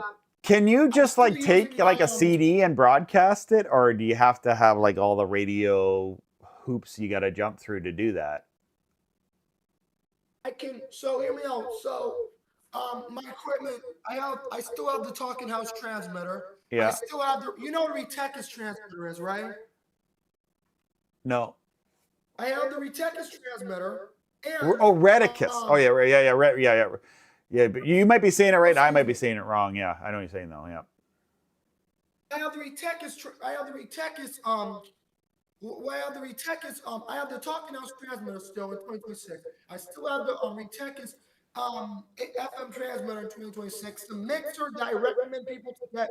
My first transmitter from the Talking House transmitter, Radio Shack mixer. Some model was a Radio Shack mixer. Then I got rid of the Radio Shack mixer in 2023 and bought the I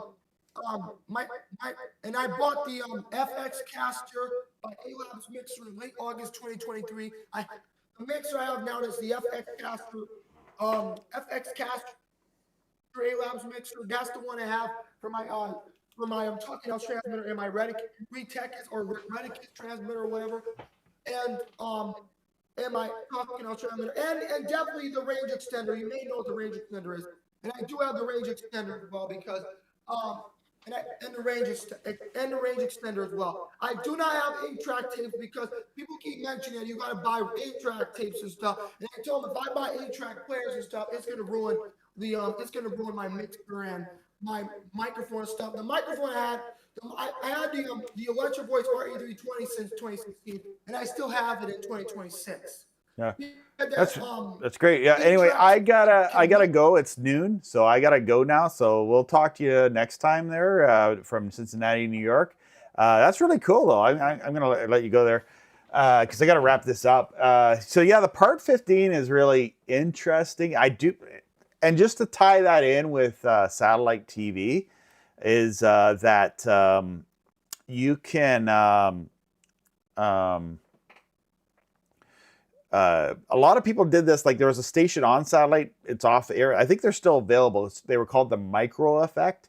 And what Micro Effect did encourage people to get these Part 15 radio transmitters and use their satellite feed to distribute their radio programming.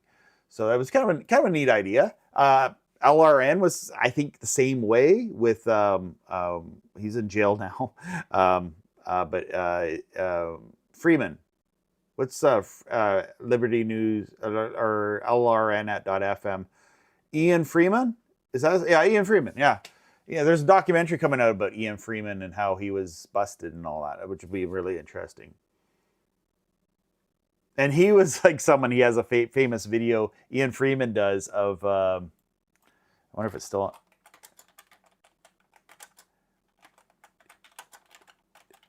Is that the one? I don't think Ian Freeman would be mad at me either if I use his content. Anyway, he just does this whole thing there. I think from early YouTube, he does a whole video where Ian Freeman is like talking about how to pirate radio, or it says pirate radio, but it's like it's just kind of an interesting video about that, where it's political, but it's kind of interesting. I'm actually, I don't want to talk about politics on this stream, but like I feel like I'm very informed on politics because of radio, because of my interest in radio and all that. Because like political talk radio was something I really enjoyed. Cincinnati, New York. One more thing I want to tell you is run to the hardware store. Buy this for your smoke detector. You need one. All right. Yeah, I could hear it chirping. So. I have a dish coming tomorrow. Oh, today actually. What? Really?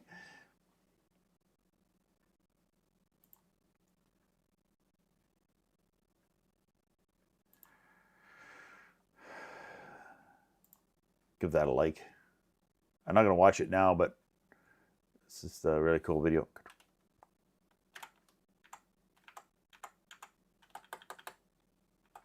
I'm trying to do some tech issue things here. It ain't happening. All right. I'll drop that video in the chat. Go watch this after. I don't know. It's kind of an interesting take that Ian Freeman gave years ago on that pirate radio. I'm not saying, and it's not actually encouraging pirate radio. It's actually going like people who are in the Part 15, just so the AI doesn't, ding me for any kind of like harmful. What I'm trying to say is, it was actually referred to as pirate radio to do a Part 15, even though it's not. It's legal to do a Part 15 in the United States. Canada, it's we don't really have that kind of freedom where anyone can put up a Part 15 radio station. And I think they could still get flack, can't they? Like, I'm interested in this. Like, he mentioned something about. I'm just gonna go here and do a full restart on Grok. I don't know. I did get a text. But I'll get Grok, long-winded Grok here to talk here.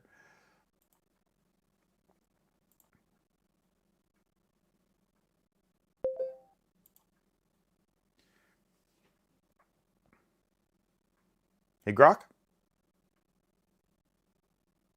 Hey, what's up? Yeah, can you find any stories that are factual, that have factual government documentation about anyone being arrested or getting charges on them for doing a Part 15 radio station from their home in the United States? And were they able to get off? Do you have any accounts of that you're able to in the years 2024 to 2026?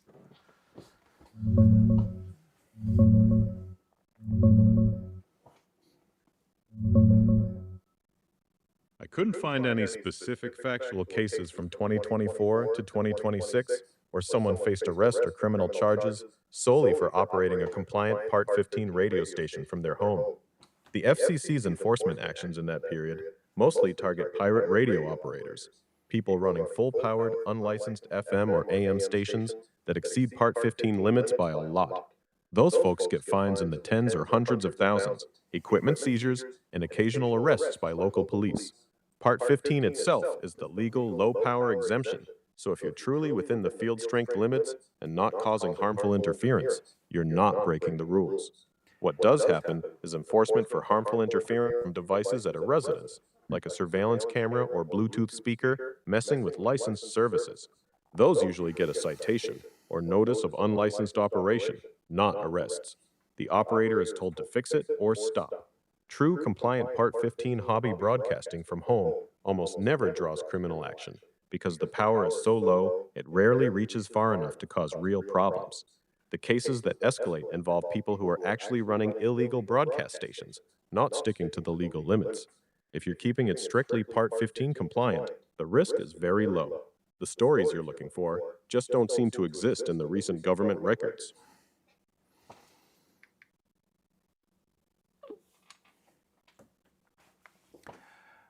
Okay, so it's more. Can you give me some of the cases in that time period where people were arrested and what happened to them for doing high power, full power pirate radio stations or a TV station? Is there any TV stations that fall under that?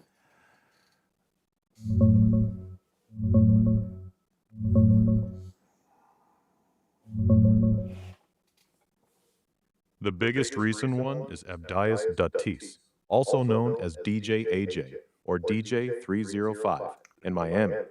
In August 2025, cops raided his house while he was live on Unique FM at 91.7, arrested him mid-broadcast, seized the gear, and hit him with a third-degree felony under Florida law for unauthorized radio transmissions. He had racked up over $300,000 in FCC fines before that for the same station and had been caught doing it for years. He posted bond and walked out the same day. We don't have a final court outcome yet. Most other pirate radio cases in 2024, 2026 were just big FCC fines, tens or hundreds of thousands of dollars, plus equipment seizures. Arrests are pretty rare outside of Florida. On the TV side, I couldn't find any U.S. cases of people getting arrested for running a full-power, unlicensed TV station in that time period. Pirate TV over the air is extremely uncommon here compared to pirate radio. Most TV piracy enforcement targets illegal streaming services, not broadcast towers. Want me to dig into any specific case more? What do you guys want? I don't want to go too rabbit hole down this because there was a few things said that for pirate radio. How far can a Part 15 FM transmitter go? A compliant one. About 100 to 200 feet in a quiet area for a true Part 15 FM transmitter. The legal limit is 250 microvolts per meter at 3 meters from the antenna. That's a very weak signal. In a rural area with no interference, you might barely get it to a couple hundred feet, maybe a quarter mile at most if you have a really good antenna and the listener uses a sensitive car radio. In a city or suburban area with other radio noise, you're lucky to get 100 to 150 feet reliably. That's why most people who want to reach a neighborhood ditch the legal limits and go pirate. So yeah, so it's not really that far. How far? Like say you're on the top floor of an apartment building, would you get further distance? Yeah, you'd get a little more distance from the top floor of an apartment building. Height helps because you're clearing nearby obstacles and getting better line of sight. Instead of 100 to 200 feet on the ground, you might stretch it to 300 to 500 feet, depending on the building's height and your antenna placement. But you're still not blanketing a whole neighborhood. It'd probably only reliably cover your building and maybe the one next door. The signal drops off fast once you get beyond that. That makes sense. Is it within the Part 15? Can you have like a transmitter in your apartment and then have like an antenna on the roof that is just your antenna that would work the most optimally with that equipment? Yeah, you can do that. As long as the antenna is connected to a transmitter that stays within the Part 15 limits, it's legal. The rule is based on the field strength coming off the antenna, not where the transmitter box is physically located. So, you could have a tiny transmitter inside your apartment and run a cable up to a properly tuned antenna on the roof. Just remember, even with the best antenna, you're still legally caped at that weak signal level. The better antenna will just help you use every bit of that legal power more efficiently. So I guess the question would be, how hard is it to get licensed in Canada and the US for a low power station? If you were to go through the whole licensing, which seems to be like a long process. Like there's been stations that are low power and they take a long time to get approval from the government for a full power. For example, here in Kingston, we have a station called Cave FM, in Kingston, Ontario. It transmits from a high school, and they recently just got their power increased.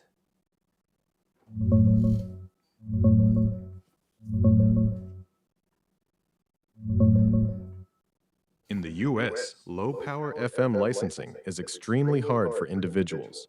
You have to be a nonprofit educational organization or similar.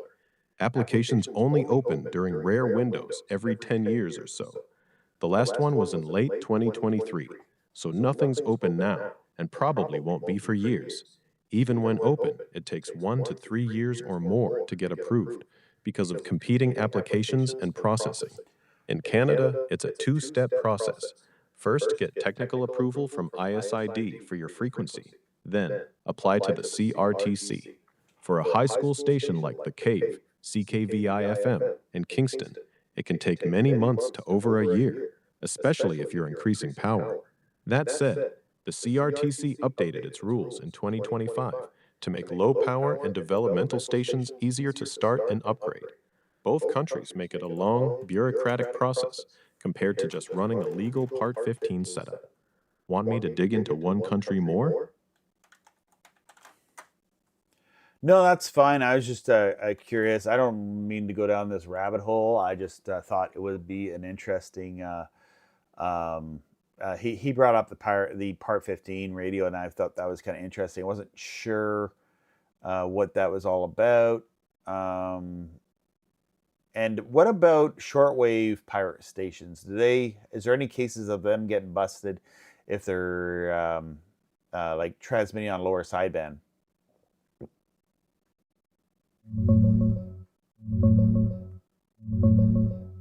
Shortwave pirate stations rarely get busted these days. The FCC's big enforcement push is almost entirely focused on FM pirate radio, the ones that interfere with licensed local stations and emergency alerts. Their pirate database and recent fines are all about FM broadcast band stuff. Shortwave pirates, especially the hobby ones running low power on LSB or USB in the 43 or 48 meter bands, pretty much fly under the radar. I couldn't find any recent arrests, fines, or raids specifically for shortwave pirate broadcasting in the US from 2024 to 2026. People on the HF Underground forum say they can't even remember the last time one got hit. The signal is weaker, it doesn't mess with local radio, and it's a lot harder to direction find at those frequencies. So the risk is way lower than running a pirate FM station. Okay, I've muted there. I'm not encouraging this or anything. I'm just doing this for educational purposes, and it's just being interesting going down that little rabbit hole of radio, pirate radio, and all that stuff. Rob,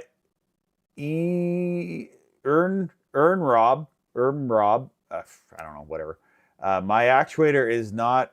I need to get a voice reader for like my chat. I don't have that. YouTube should build that into it. My actuator is not counting the pulse at all. I'm hoping a new read sensor cures it. Are you allowed to change that? That's pretty good. Yeah, they can't. Those read sensors tend to, like, they're out in the weather, thunderstorms and all sorts. Like, that's the one thing about actuators is they tend not to last very long, and they're very good. I went a little bit over here, 15 minutes over. Yeah, I didn't have the intentions to go this long today, but just wanted to go down those rabbit holes. So to wrap this up, I am going to be taking the break for a little while from doing live streams. So maybe in September, I should be back to doing some lives. Yeah, I need a break. We've been running hard with other things right now, so but I'm available. You can usually find me on Facebook, or I'm on X. I'm on YouTube. You can find me in the comments in YouTube. Usually that notifies me pretty quick. You can email me. My email might be I got a few emails I got to respond to, and I haven't had time to sit here and do a lot of stuff that I would do. This is actually sitting at this desk doing this live stream is probably the most I've sat at this desk all week. So, yeah. Anyhow, yeah, so thank you for watching up to this point. I appreciate you for catching the chat here and staying with me here. Are we okay? I'm okay here.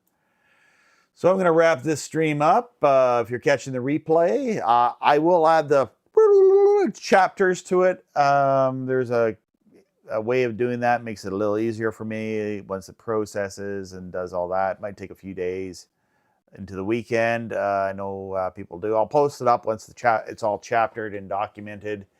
I feel that's something probably makes it more enjoyable, and you can find things, because I think we covered topics here. We talked about different things here that are of interest and to be checked out. Also, check out my other lives where we covered this. Some of these are over the summer. If you were able to, check out some of these replays. I think I covered everything. If I didn't, my deepest apologies. I will try to get back on that. Yeah, so this is the last stream for a little while. I'm probably going to post a few videos, as I am taking a little bit of a break from doing videos right now in my life. So we'll see how that goes. It's just been things that I have to do, and so yeah, that's where I'm at now. I love making videos though. I really do.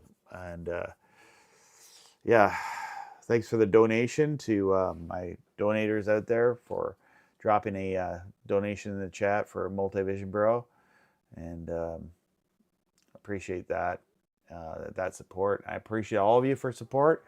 If you want to keep supporting, just give me a comment, give me a chat, give me a comment in the thing. Even if it's something I know, go ahead and bring up that point. I like hearing that there's a pulse from my audience out there as well. Yeah. All right. Well, we're going to end this stream, and we'll talk to you guys later.